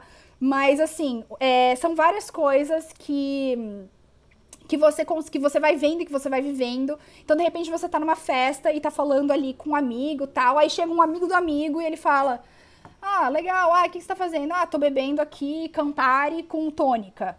Ah, nossa, sabia que eu tô testando em casa de fazer um Campari artesanal, que não sei o que lá. Enfim, ali você descobriu alguma coisa. Caraca, tem um brother que tá fazendo uma bebida totalmente diferente, nada a ver, tal. Então, assim, você nunca sabe da onde exatamente as coisas vão chegar. E tudo serve como repertório. De repente, você vai ter um projeto de futuro da alimentação que você vai poder usar isso como exemplo. Você vai poder entrevistar essa pessoa, enfim. Então, qualquer oportunidade, qualquer vivência é super importante. Então, às vezes, sei lá, você tá com os amigos, aí já tá tarde, daí vocês querem comer, mas vocês não querem cozinhar, porque na casa dessa pessoa não tem geladeira, tem uma geladeira pequena, tipo frigobar. Ah, vamos pedir uma comida? Vamos. Aí as pessoas vão pedir, sei lá, no iFood, no Rappi. Então você vai observando como que as pessoas estão pedindo. Será que ela tá pedindo, vai todo mundo pedir junto para dividir o frete? Ou cada um vai pedir o seu? Todo esse tipo de observação, que são coisas básicas que acontecem no seu dia, são super válidas. Tanto como pessoa, como profissional. E aí o último ponto aqui é a revisão. Então é super importante estar atento aos detalhes, revisar texto, revisar informação. Será que essa informação que eu tô colocando... 70% das pessoas comem banana. Será que esse dado ele é de 2020? Será que ele é de 2005?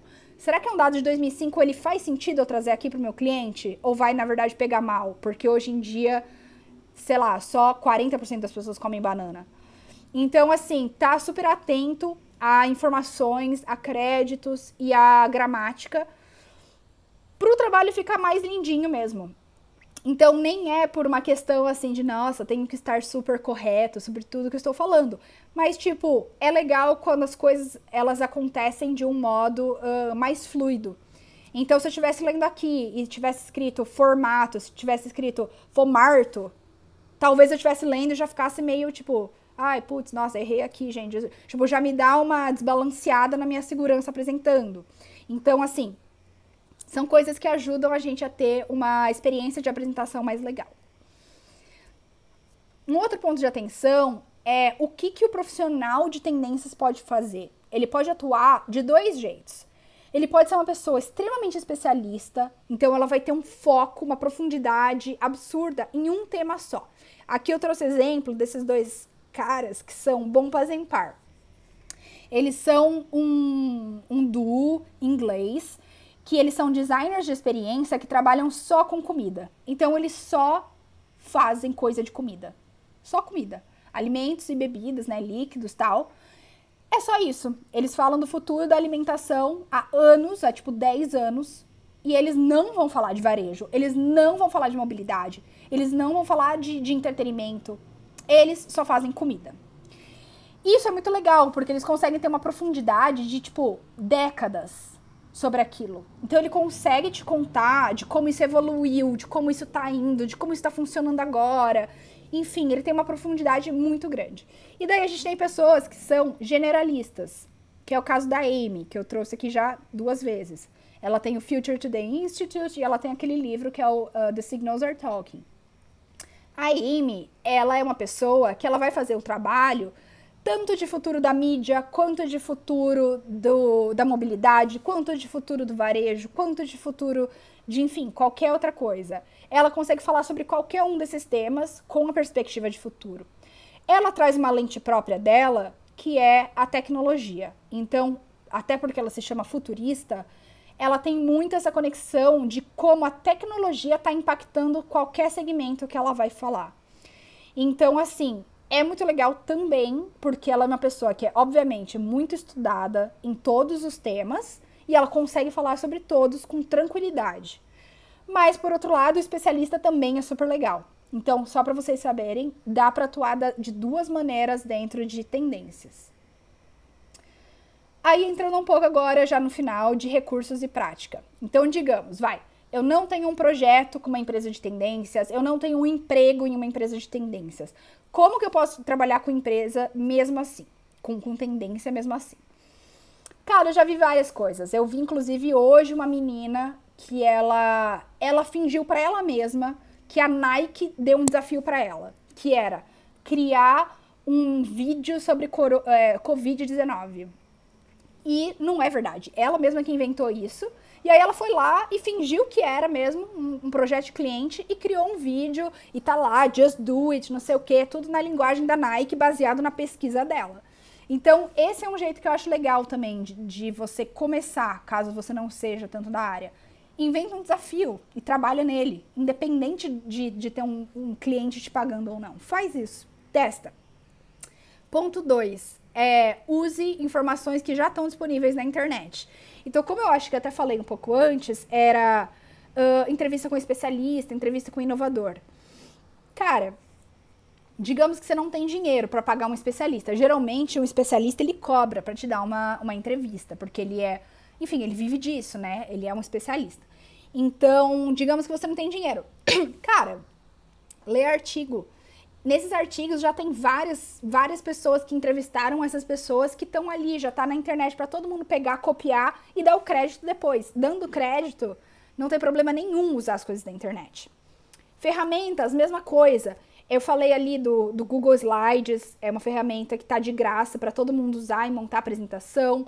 Para fazer questionário, existem várias de graça também. Tem Google Form, que é do Google também, tem o SurveyMonkey. Tem várias coisas de ferramenta que estão online de graça para qualquer um usar. Outro jeito de você não ter que pagar para ir executando a sua tendência é usar a sua própria rede. Então, digamos que você quer falar com pessoas sobre sustentabilidade. E aí você tem que entrevistar umas pessoas, porque você quer saber qual a opinião das pessoas. As pessoas sabem o que é sustentabilidade? Elas praticam sustentabilidade? De qual jeito? E daí você quer entrevistar as pessoas para saber o que elas sabem. Você pode usar a sua própria rede. As pessoas do seu prédio ou do seu bairro, seus próprios amigos, grupo de WhatsApp, família. Se você vai para uma faculdade, para uma aula, usa as pessoas da aula. Enfim, as pessoas, de modo geral, são abertas para ajudar. Principalmente quando é um projeto seu, autoral, e não tem, tipo, uma marca por trás. Geralmente as pessoas topam. Então, isso é um jeito também legal de você, que se você não tiver grana para pagar as pessoas, se é um projeto seu, você provavelmente não vai ter, você pode fazer isso. E publicar. Essa é uma coisa que faz toda a diferença. Pra mim, quando eu vejo pessoas vêm conversar comigo, quero trabalhar com tendências, tal, como que eu faço? Legal, você já fez alguma coisa de tendência? Não, tô tentando entrar no mercado.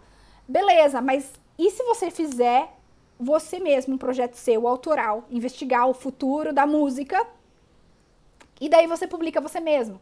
Tem muito jeito de você publicar as coisas você mesmo. Você pode, claro, tentar algum veículo de mídia, sei lá, publicar um artigo sei lá, na Marie Claire, sei lá. Ou você pode publicar no seu Instagram, ou você pode criar um Instagram novo e publicar tudo nesse Instagram novo, ou você pode publicar no Medium, que é uma plataforma bem de leitura, assim, tipo de artigo.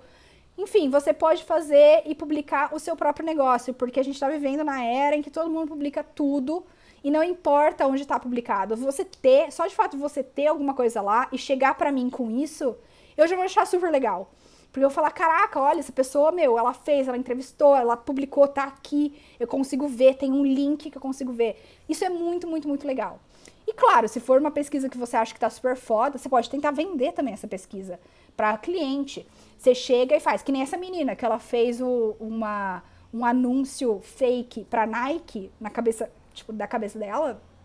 Ela pode chegar pra Nike e falar, ó, já fiz, tá aqui, querem comprar? Se não quiserem, beleza, eu vou soltar eu mesma aqui como meu projeto da faculdade, sei lá. Mas se quiserem, tá aqui. Então, também é um jeito de você ir negociando com as empresas. Pode ser com empresa, tipo, cliente final, pode ser com empresa de pesquisa. Enfim, quem quer que seja. E aí, agora, algumas críticas à indústria de pesquisa de tendência, tá? Uma coisa que a gente ouve muito de cliente ou de pessoas que não são da área de tendências é que as tendências podem ser super genéricas. Elas podem ser muito pouco utilizáveis. Então, nossa, vem umas coisas que às vezes parece que só tá inspirando. Ela não tá, tipo, me falando como que eu aplico isso no meu dia a dia do meu negócio. Fica super intangível. Você, tipo, fala umas coisas que, nossa, a gente nem tem um departamento que faz, por exemplo, uma tecnologia de e-commerce. Então, como que você tá me falando aqui que na Alemanha tudo é e-commerce? Isso não tem nada a ver com o meu negócio. Então, essa é uma das críticas para tendências.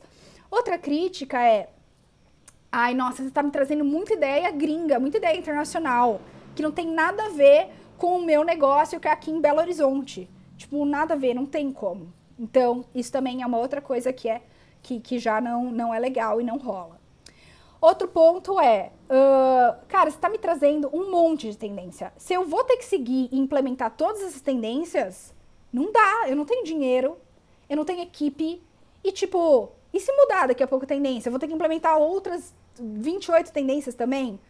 Então, esse é um outro feedback que às vezes rola na pesquisa de tendências. E ligada muito com isso cara, você tá me trazendo um monte de micro tendência, um monte de micro coisinha, que tipo, quando eu olho no meu faturamento aqui da minha empresa, não vai me mudar nada eu implementar essas micro coisas. Então, é isso, às vezes a gente acaba indo pra uma coisa tão pequena, que não tem, tipo, relevância no negócio do cliente. E um outro grande ponto é que pesquisa de tendência é coisa de branco e rico. E, de fato, Começo dizendo que sim, é verdade. É muito, mas calma. Vamos passar pelos pontos. Então, primeiro, o pesquisador de tendência, ele precisa de um computador. Muitas vezes não é nem qualquer computador, muitas vezes é um computador da Apple. Então, aí é um outro nível ainda de investimento. Então, isso já é uma barreira. O pesquisador de tendência, ele tem que ter um acesso regular à internet. Isso não é verdade para grande parte da população, também no Brasil. Um domínio de inglês. Então, assim, inglês não é necessário para você ser um pesquisador de tendências, mas ajuda muito se você consegue ler inglês e, enfim, conseguir basicamente traduzir, porque muitas das informações, às vezes, vão estar disponíveis em inglês. Então, essa também é uma barreira. As empresas de tendência, as grandes empresas de tendência, e onde a indústria nasceu, é fora do Brasil. Então, se você quer, de fato, trabalhar com isso, existem algumas aqui no Brasil, que são bem pequenas, mas a grande parte está lá fora. Então, essa é uma outra barreira. Várias vezes também, o que a gente acaba ouvindo de cliente, quando a gente leva tendências, é que se a gente tenta levar algum exemplo que é local, então, por exemplo, se eu estou falando de sustentabilidade, e eu levo uma empresa que é de Guarulhos, e que está fazendo um trabalho de horta comunitária ali, tal, e está distribuindo localmente, através de bicicleta, para não poluir, Às vezes eu levo isso, sei lá, pra Nestlé, digamos, aí a Nestlé vai falar, nossa, meu, não, nada a ver. Eu quero que, assim, ou que os Estados Unidos esteja fazendo, ou que a China esteja fazendo. Tipo, isso aí, eu não vou investir todo o meu dinheiro só porque tem uma empresa de Guarulhos fazendo. Então, às vezes, quando a gente tenta levar um exemplo brasileiro de inovação, ele não é tão bem recebido. Ao mesmo tempo, se você só leva coisa gringa, também vai falar assim, ah, mas isso só acontece porque é China, Japão, porque se fosse aqui no Brasil não rola. Então, cada cliente tem aí uma resposta para essas coisas. Consumo de marcas. Outra coisa que acaba tendo um bloqueio para o acesso a ser um pesquisador de tendência é que você tem que trabalhar muito com marca. Todos os seus projetos vão ser para empresas. De uma forma ou de outra, você não tem que estar consumindo todas elas. Mas é muito bom quando você já conhece elas, já teve algum contato com elas e não é a primeira vez que você está ouvindo delas. Então aqui entra uma questão de renda que às vezes faz diferença. Um último ponto que é muito triste, muito verdade, às vezes é esperado que uma pessoa que está querendo trabalhar com tendências faça um estágio não remunerado ou trabalhe de graça, algum tipo de exploração do tipo, que tipo, ah não, só vem aqui, você só vai fazer uma metodologia, rapidinho. E aí, sabe, isso é muito chato, porque quem pode trabalhar de graça é uma porção muito pequena da população, né? Bem pequena, inclusive. Então, todas essas são barreiras e tudo isso são críticas que eu e, enfim, várias pessoas temos da indústria de tendências. Mas eu tenho um convite. Eu acho que a gente precisa cada vez mais mudar essa situação da indústria de tendência. Ela tem que parar de ser uma coisa inacessível para a população. E ela tem que parar de ser uma coisa tão genérica e tão intangível. E isso é atingido quando a gente tem mais empresas de tendência, mais publicações em línguas diferentes, mais exemplos, né? Então, tipo isso que eu falei de Guarulhos, mais exemplos locais e profissionais que não são europeus ou norte-americanos. Eu vou mostrar para vocês já o Future Resources, lá na minha plataforma. Se vocês olharem lá, tem algumas coisas que estão em português, em espanhol, mas a grande maioria é em inglês. E a minha vontade para a indústria é que a gente consiga ter gente de todos os lugares pensando no futuro, para que a gente consiga abranger pessoas diferentes e conseguir chegar em um futuro que seja diferente do qual a gente está vivendo hoje, que é de injustiças em todos os níveis. Para isso, a gente precisa de mais gente diferente, fazendo tendência, pensando no futuro e ocupando cargos de liderança. Então, eu acho que, de alguma forma, está na nossa mão de mudar isso e fazer com que tendência não seja uma coisa inacessível e não seja uma coisa de branco e rico. Então, enfim, convite aí para mais gente fazer tendência. E como entrar no mercado, então, para finalizar aqui. Entendi que pesquisa de tendência é uma coisa super nicho, que existem poucas empresas que fazem isso, que principalmente no Brasil tem pouca gente que faz. Mesmo assim, eu quero trabalhar com pesquisa de tendência. O que eu faço? Bom, tem várias coisas que você pode fazer. Primeiro, arranjar alguém que te compre e te endosse dentro daquela empresa de tendência. Então, são algumas, são poucas, não são tantas, mas será que você consegue ter algum contato lá dentro, que você consiga se apresentar e falar, oi, tudo bem, meu nome é X, eu quero trabalhar aqui, eu gosto disso, tal. Tem que ter uma coisa de alinhamento dos astros também. Tipo, será que a empresa está contratando? Ou será que não? Será que ela é uma empresa que está, inclusive, encolhendo? Porque ela não tem verba. Outro ponto você já tem algum trabalho, alguma pesquisa publicada. Por isso, a importância que eu coloquei nos slides anteriores de você fazer uma pesquisa própria e publicar você mesmo, independente de meios. Aqui é muito legal, porque se você já chegar com esse exemplo para essa pessoa nessa empresa, já vai ser muito melhor do que você chegar com nada. Uma formação universitária, ela é legal, mas ela não é essencial. E aqui pode ser uma formação do tipo que for. Tem gente que é formada em música e trabalha com tendências, tem gente que é formada em sociologia e trabalha com tendências, tem gente que é formada em psicologia e trabalha com tendências. Então, assim, tanto faz qual é a formação, tanto faz se é um bacharelado ou não. Eu já trabalhei, contratei pessoas que não são formadas em faculdade. Porque, e isso está linkado com o último ponto, o que você mais tem que conseguir fazer é transferir essas suas habilidades e experiências para o que se espera de um pesquisador. Então tá aqui do ladinho. Cara, o pesquisador, ele tem que ser muito bom em todas essas coisas. Em pesquisa, tem que saber pesquisar. Porque muitas vezes vai cair umas coisas nada a ver na sua mão. Tipo, me chamaram um dia para fazer uma pesquisa do futuro da fertilização tipo, humana, da mulher que tem bebê.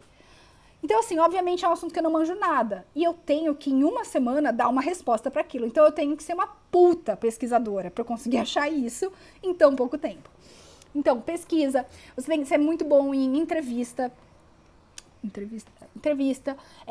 em moderação de grupo. Aqui já é um pouco menos relevante, porque nem sempre você acaba fazendo moderação de grupo, mas às vezes sim, e quando precisa fazer é importante saber. Organização, de novo, esse ponto é super importante, você ser uma pessoa organizada, uma pessoa extremamente atualizada, então todo dia ler, ver coisa, conversar com gente e tá se informando. Você ser uma pessoa que tem análise crítica, então você conseguir ver uma coisa e falar, ter uma opinião sobre aquilo. Então, por exemplo, a gente está falando de sustentabilidade.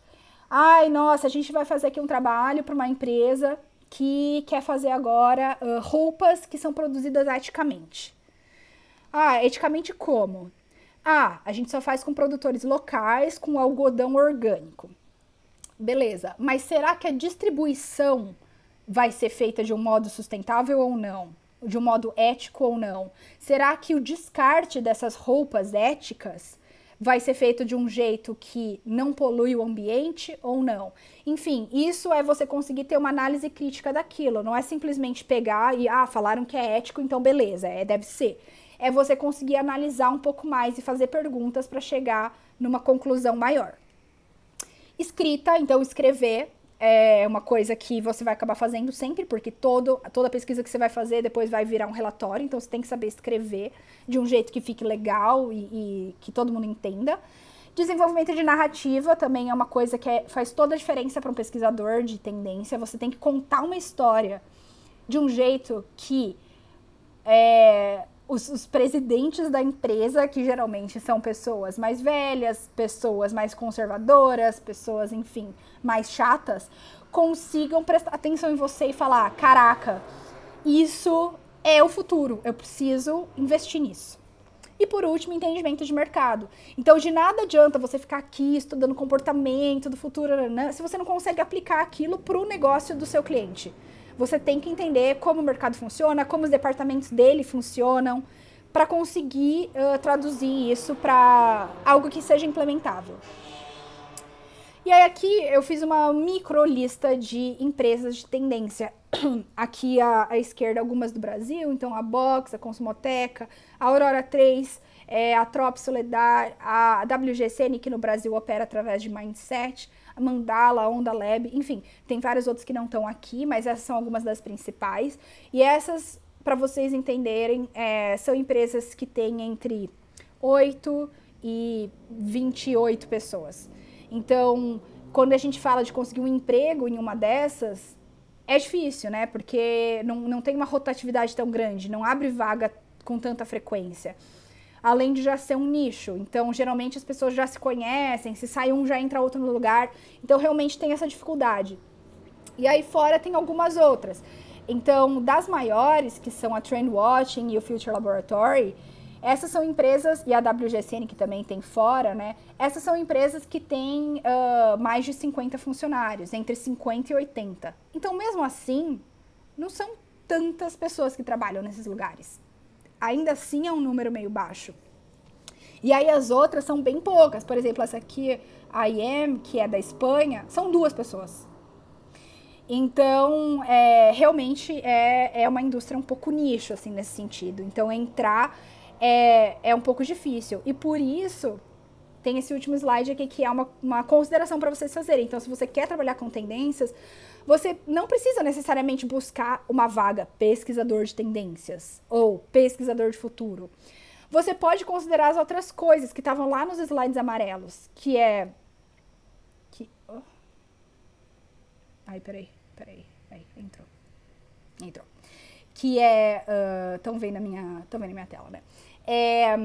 Você pode considerar outras coisas. Então, por exemplo, estrategista de marca, sei lá, inovador, pessoa, enfim, trabalho com inovação, consultor de marca, marketing não sei o quê. Enfim, tem vários outros tipos de vagas em que você consegue aplicar essas coisas aqui, da lista aqui. Você consegue ser um pesquisador, você consegue estar atualizado, você consegue escrever, enfim.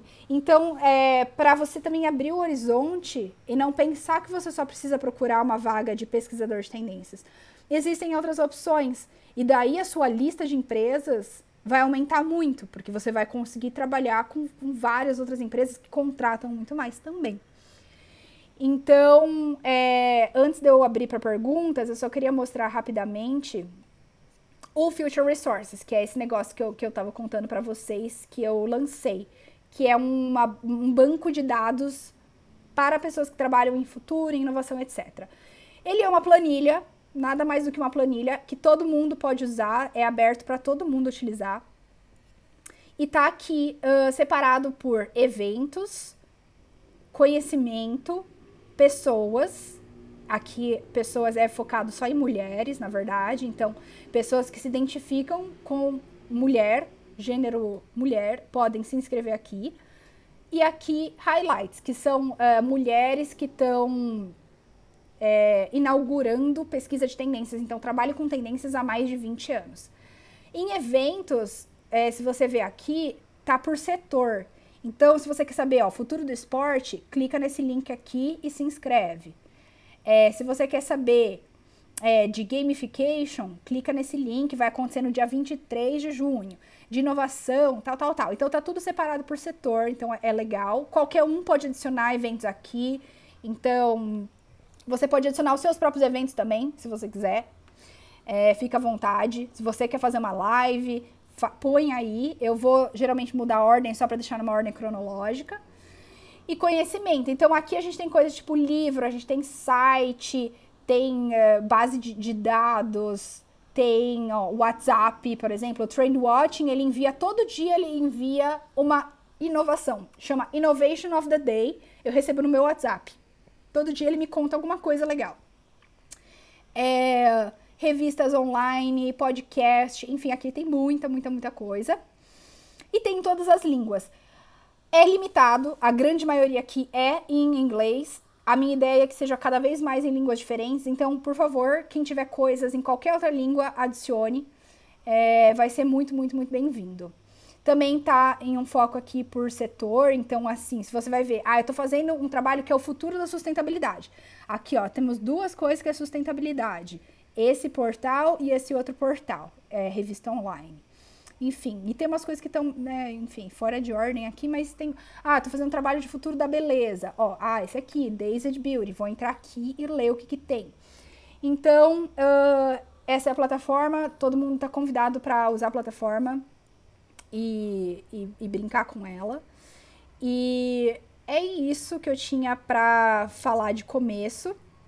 E agora tô querendo ouvir de vocês, quais são as dúvidas, o que vocês acharam, o que vocês concordaram, discordaram.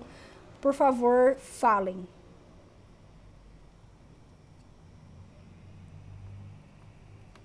Amiga, tem várias perguntas no chat aí já. Tá, peraí. Ai, meu Deus, tem um monte de coisa. Cadê? Esse livro é do Martin Raymond, né? Sim, é o livro do Martin Raymond, que é o fundador do Future Laboratory. The Trade for Gacheira, sim, caralho.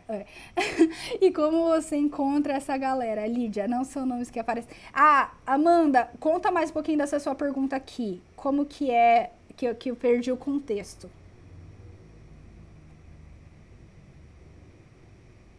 Pode escrever ou pode falar também. Ou eu vou passar para a próxima também, depois você manda aí. Rola colar o link aqui. O link de qual? Do quê? Depois manda. Vou mandar, claro. Peraí, deixa eu chegar aqui. Tá aqui a planilha. Enviado. Lídia, é importante saber o que tá rolando, se informar. Queria saber como você lida com o excesso de informação. Tento lidar do jeito que dá. É difícil. Só para vocês terem uma noção, eu assino. Se vocês forem lá nessa Future Resources, nessa minha plataforma, a gente tem quase 90 coisas listadas. Eu assino a newsletter de todas elas. Todos os dias eu recebo uns 50 e-mails. Só dos sites que eu leio. Então, é muita coisa. Às vezes eu até acumulo e não dou conta. E eu marco como lido e não leio. Eu acho que uma coisa que pode ajudar é aquele slide que eu tinha que falava assim: se você quer ser especialista ou se você quer ser generalista. Se você quer ser uma pessoa que vai focar muito em um tema, isso já te ajuda muito. Porque vai te aliviar esse estresse de achar que você tem que saber tudo todo o tempo. Então, isso é uma coisa que eu aconselho para quem quiser e conseguir executar isso, é ótimo. Então, digamos que você quer saber só de tema de gênero e temas de sustentabilidade, ambiente e temas de varejo. Aí você vai lá e você procura só os sites que você quer saber e que você quer se informar, e aí sim, você lê tal, com tranquilidade, você consegue dar conta dos seus e-mails e de estar atualizada nisso. Porque realmente dar conta de 100% das indústrias é muita coisa. Às vezes é demais. Eu sou meio louquinha desse jeito que eu tenho, enfim, quero estar sabendo de tudo sempre. É uma tentativa, nem sempre consigo. E pode ser estressante, então realmente não recomendo muito. Mas às vezes é legal. E às vezes você também não precisa, tipo, absorver todo esse conhecimento. Você pode só colocar numa gavetinha. Eu faço isso meio, tipo, coloco numa gaveta mental minha. Eu li em algum lugar que agora existem robôs no Japão, não, na Coreia do Sul, que estão servindo comida nos restaurantes. Então, por causa do coronavírus, as pessoas já não querem mais garçom. Sei lá, eu nem sei direito, eu não sei qual é a empresa, não sei qual é o restaurante, eu não sei direito qual é o país, mas eu li isso em algum lugar e eu arquivei. Então, assim, a organização, voltando ao ponto da organização, é muito importante. Porque, de repente, daqui 2 meses, eu vou entrar em algum projeto que é o futuro da alimentação. E aí eu vou lembrar, putz, eu li em algum lugar que robô agora é o novo garçom. E aí eu vou ter que resgatar esse link, porque eu vou ter que ler isso em profundidade. Então, assim, não é que você precisa ler tudo 100%, mas é legal você ter uma noção geral das coisas para você ter um repertório. Por mais que você só trabalhe numa empresa, uma consultoria de sustentabilidade. Mesmo que você trabalhe só com esse tema ele vai tocar outras coisas, ele vai tocar outras indústrias. Então é legal você estar informado minimamente sobre tudo, desde que você não comprometa a sua saúde mental, porque, né, é puxado, é realmente muita coisa que acontece hoje em dia. Outras perguntas? O que mais? Sté? Oi, Caio. Uhum.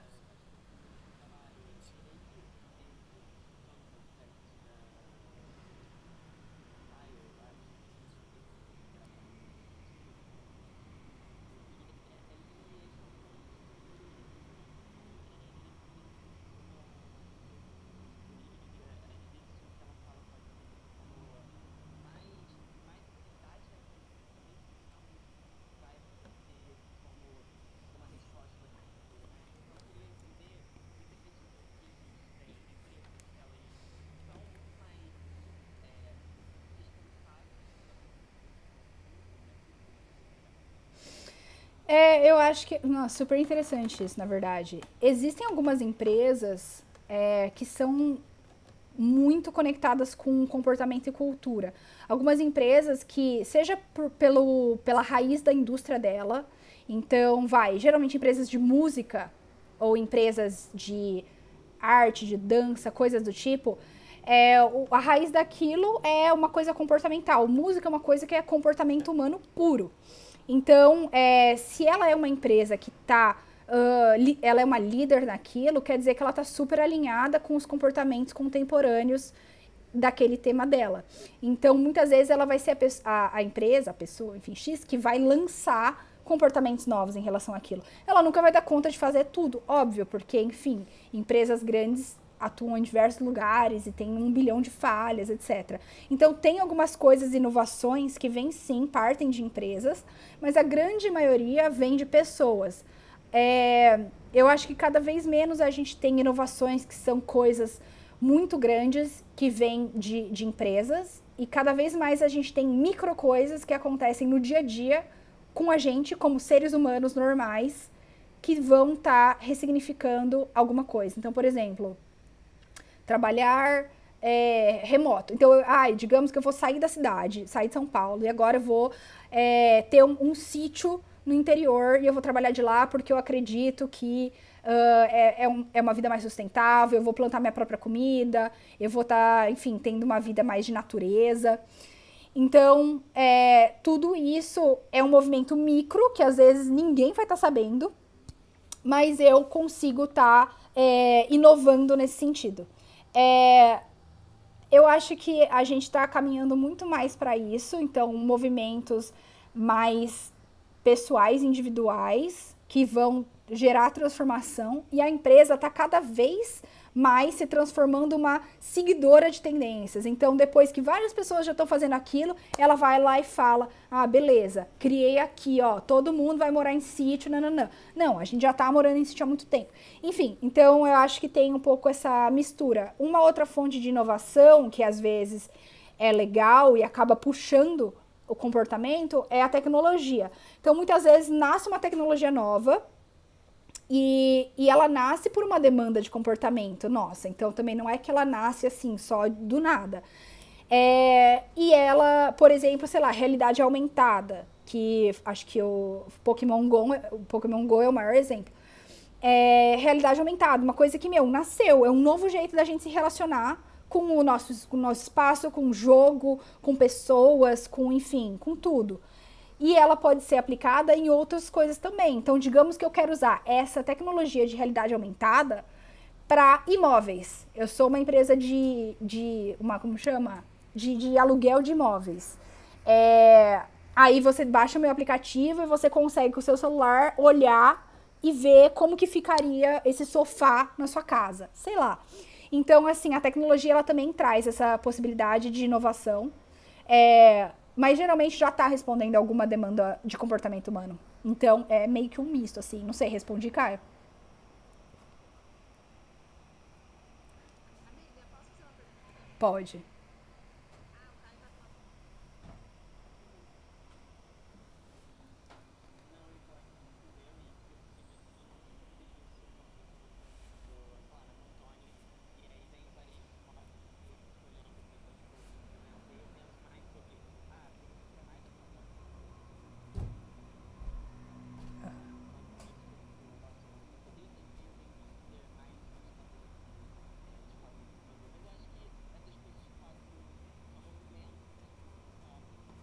Sim.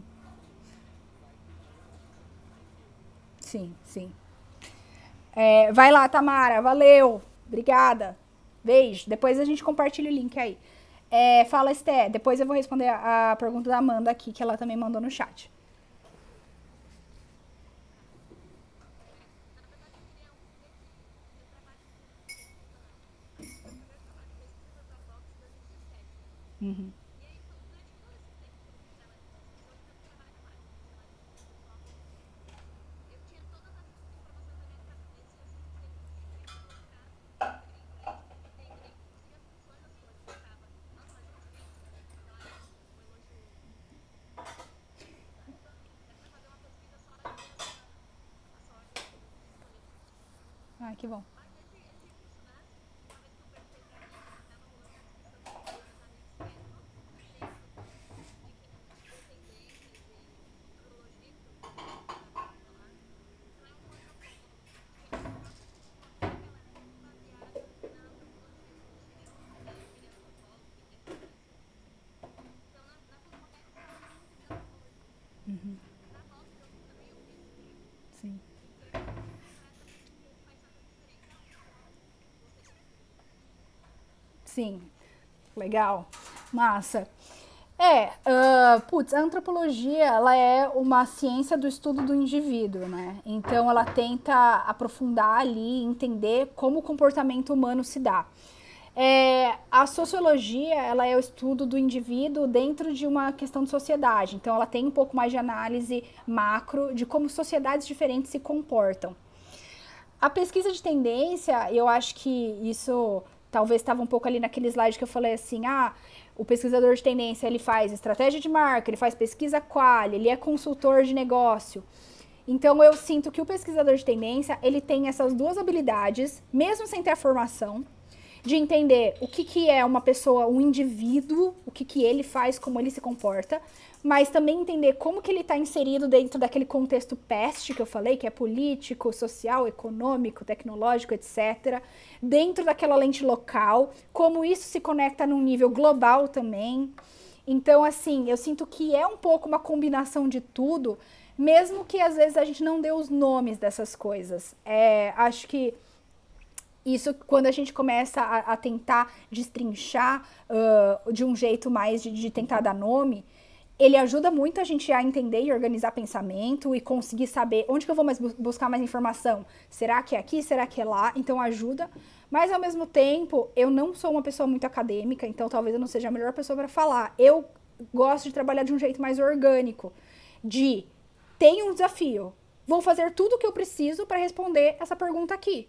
A pergunta é, como adolescentes se relacionam com a tecnologia? Sei lá, eu vou bolar um jeito aqui de responder. Então, eu sinto que, por mais que às vezes a gente tenha um fundamento técnico, que é legal, super ajuda, mas se a gente também consegue, de um jeito mais raça, abordar esse desafio, ele também pode ser super legal. Acho que às vezes é mais uma combinação disso. Então, de fato, como eu falei ali, não tem muito uma definição de tendência, a gente não tem um jeito único de prever. Tem várias empresas que atuam de um jeito micro, tem empresas que são só 2 pessoas, tem empresas que são 15. Então, realmente não tem tanto um consenso.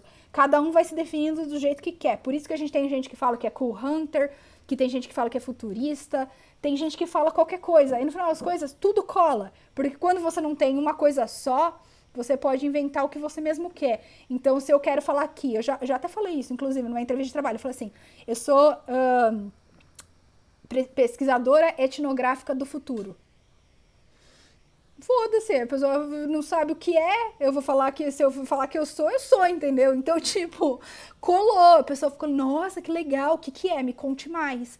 E daí eu fui contando. Na verdade, eu converso com pessoas, eu pesquiso na internet, eu falo com marcas e vejo quais são os problemas que elas têm e tento ajudar a resolver. Então, no final das coisas, você meio que vai inventando ali conforme você vai indo. Claro, você tem que, eu acho que usar os encurtamentos que já foram criados por outras empresas ou pesquisadores sempre ajuda. Mas eu acho que, como é uma indústria que está se criando no dia a dia, todo mundo tem que ficar livre para colocar as próprias ideias em prática e testar. Acho que experimentação é super, super bem-vindo, assim. Vou responder essa aqui da Amanda agora, tá? Que era sobre uma dúvida de recrutamento, se não me engano, né? Como encontra os entrevistados, betas, especialistas na fase de abertura? São nomes que aparecem na busca por sinais e networking? Sim, exatamente, Amanda, é isso. A fase de abertura ela é muito importante por isso. Quando a gente bate um Google ali daquele assunto, a gente já vai ter um panorama das... Geralmente, os links que vêm lá em cima, ou eles são pagos, né? Ou eles são os mais clicados. De qualquer forma, os nomes que são mais famosos naquele tema vão estar ali naquelas 2 primeiras páginas de Google. Vão ser as pessoas que vão estar dando as entrevistas. Então, isso falando de especialistas e inovadores. Então, ali você já consegue ter uma boa base para começar. Aí, digamos que você acha ali que a Maria Pereira é uma especialista em saúde. Aí você vai lá no perfil da Maria, você tenta achar um LinkedIn dela, um site, qualquer coisa. Aí você vê, aí você entra na rede da Maria e vê quem mais que ela tem. Quem que a Maria lê para ser uma especialista? Com quem que ela fala? Quais outras pessoas que estão associadas com ela? Aí você vai conseguindo expandindo. É assim, realmente, você vai puxando um fio e vai indo até onde a internet te deixar ir, geralmente. E, claro, conversar com pessoas especialistas daquilo. Então, digamos que eu vou fazer um trabalho sobre música, eu tenho um amigo que é o Emicida. Aí eu vou lá e falo para Emicida, Meu, quem que é referência pra você de música? Quem que você ouve, quais são opiniões que você acha legal, que você presta atenção. Então, claro, você pode usar no seu próprio networking também. Se eu vou falar de hambúrguer, eu tenho uma amiga que ama hambúrguer, eu vou falar pra ela, quais são os restaurantes favoritos seus? Onde que você pede? Como que você pede? Como que você come?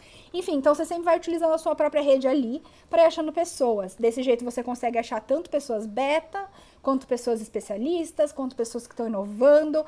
Enfim, é realmente numa busca ali, combinação de busca por computador, de busca em rede social e de boca a boca também, pessoas. Tamara, acho que já saiu, né? Já não tem mais outras perguntas. Que mais, gente? Fala, Vini.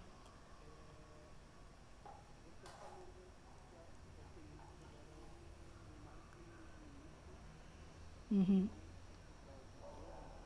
uhum,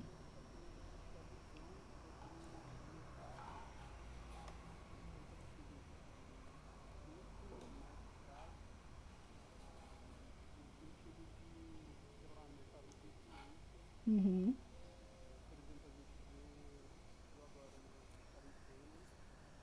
uhum,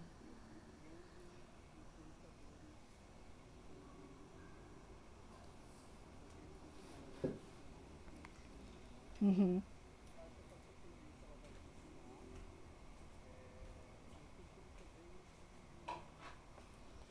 uhum.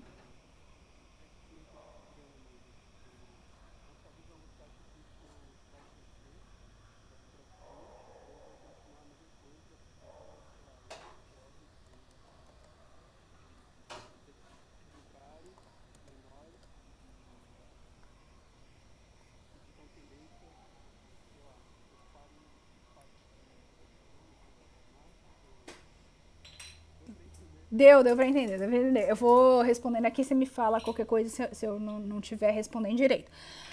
Eu coloquei aqui no link, no chat um link, que foi um estudo, inclusive, que eu propus e liderei dentro da Box, quando eu trabalhava na Box, que é o futuro da influência. Então, é justamente sobre o mercado de influência e de produtor de conteúdo. Tem várias coisas sobre esse tema que a gente pode falar. Basicamente, a gente vive num país em que a mídia tradicional ainda tem um espaço muito grande de influência. Ela é um lugar em que as marcas colocam muita grana para anunciar, porque elas têm a impressão de que, porque não sei quantas milhões de televisões estão ligadas, eu estou atingindo todas essas milhões de pessoas e eu estou influenciando elas a comprar. A gente sabe que não é verdade, mas a gente também não tem como comprovar que não é verdade. Então, enfim, a gente fica nesse limbo aí de mídia tradicional ainda tendo uma relevância muito grande no Brasil. Porém, quando a gente começa a ter uma penetração maior de internet no país e mais gente conseguindo ter smartphone, etc., o online começa a ganhar um espaço muito legal, porque a gente começa a ter pessoas que nunca teriam chance de ter a voz ouvida, tendo a sua própria audiência nas redes sociais. Então a rede social ela é muito boa para isso. Eu nunca teria um programa na TV, mas eu tenho um Instagram. Então eu tenho ali meus 300 amigos que eu falo o que eu quero, eles ouvem, eu falo ali que eu postei, que eu comi um McDonald's, que de uma forma ou não tô influenciando eles a comer um McDonald's também, ou sei lá, falar, nossa, nada a ver, vou deixar de seguir ela porque ela comeu McDonald's. Então assim, a gente consegue aumentar a nossa audiência através de redes sociais, que é uma coisa que pode ser muito legal por esse sentido. E aí a gente tem duas coisas, que é o produtor de conteúdo e uma pessoa que é só uma influencer pela influencer mesmo, que tipo não tem muito conteúdo por trás. É só uma pessoa, uma gostosinha, um gostosinho que tá ali fazendo negócio ou que tá falando alguma besteira e por acaso viralizou. E a gente também, como acho que a Kelane que tinha falado de quantidade de informação, como a gente já vive num mundo que a gente já tá tão atolado de informação, às vezes é legal a gente ver uma besteira também, né? Porque daí a gente dá uma sossegada na mente. Então, assim, sem julgar nenhum nem outro, existem dois perfis de pessoa, que é o produtor de conteúdo, que tem um rigor ali de, cara, eu falo de conteúdo de games, e eu vou falar sempre disso, todo dia eu solto no meu canal, eu tenho uma audiência fiel ali, seja 25 inscritos, seja 25 mil. Então, a gente tem esses dois perfis de pessoas. Marcas, quando elas começam a entender o poder do influenciador, ela ainda está aplicando uma lógica antiga, uma lógica de mídia tradicional, que é o quê? De números e alcance. Ela acha que um influenciador, se ele não tiver 2 milhões de seguidores, ele não vale a pena, porque senão é mais fácil ele colocar um anúncio na Globo. E não é verdade. A gente sabe cada vez mais que a influência de fato ela se concretiza quando a gente tem audiências menores.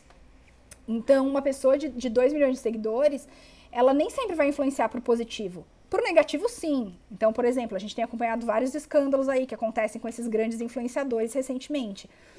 Então, quando acontece um babado gigante desse, pro negativo, geral, já para de seguir, já começa a boicotar, já fala, nossa, não, zoado, tal. Às vezes, quando é uma influência mais, tipo, do bem, tipo, ai, vamos todo mundo ser vegano e parar de comer animais, aí as pessoas já não querem mais ouvir muito, né? Aí as pessoas já começam a falar, ah, não, legal, mas assim, não é pra mim. Então, existe uma coisa do seletivo também, do ser humano, de querer uma coisa mais polêmica e de seguir isso. Eu acho, e o estudo de futuro da influência, que tem até um resuminho nesse link, depois você pode acompanhar, ele fala que é isso, assim, as esferas menores de audiência, elas têm maior poder de influência, porque elas acontecem mais no 1 a 1. Você consegue ter uma relação mais íntima com a sua comunidade. Você não está falando para 6 milhões de desconhecidos no seu Instagram. Você está falando com os seus 4 mil seguidores. Você responde todas as dúvidas deles. Então, realmente, você desenvolve uma relação de intimidade. E aí que você consegue ter algum poder de influência.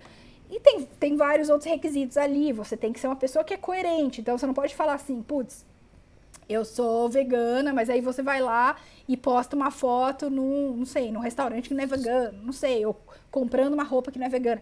Então, coerência, consistência, todas essas coisas são características que vão moldando um produtor de conteúdo com uma alta relevância e alto nível de influência.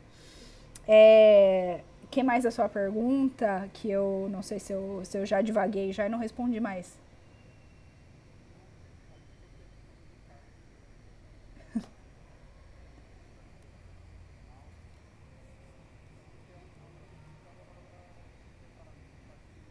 Aham.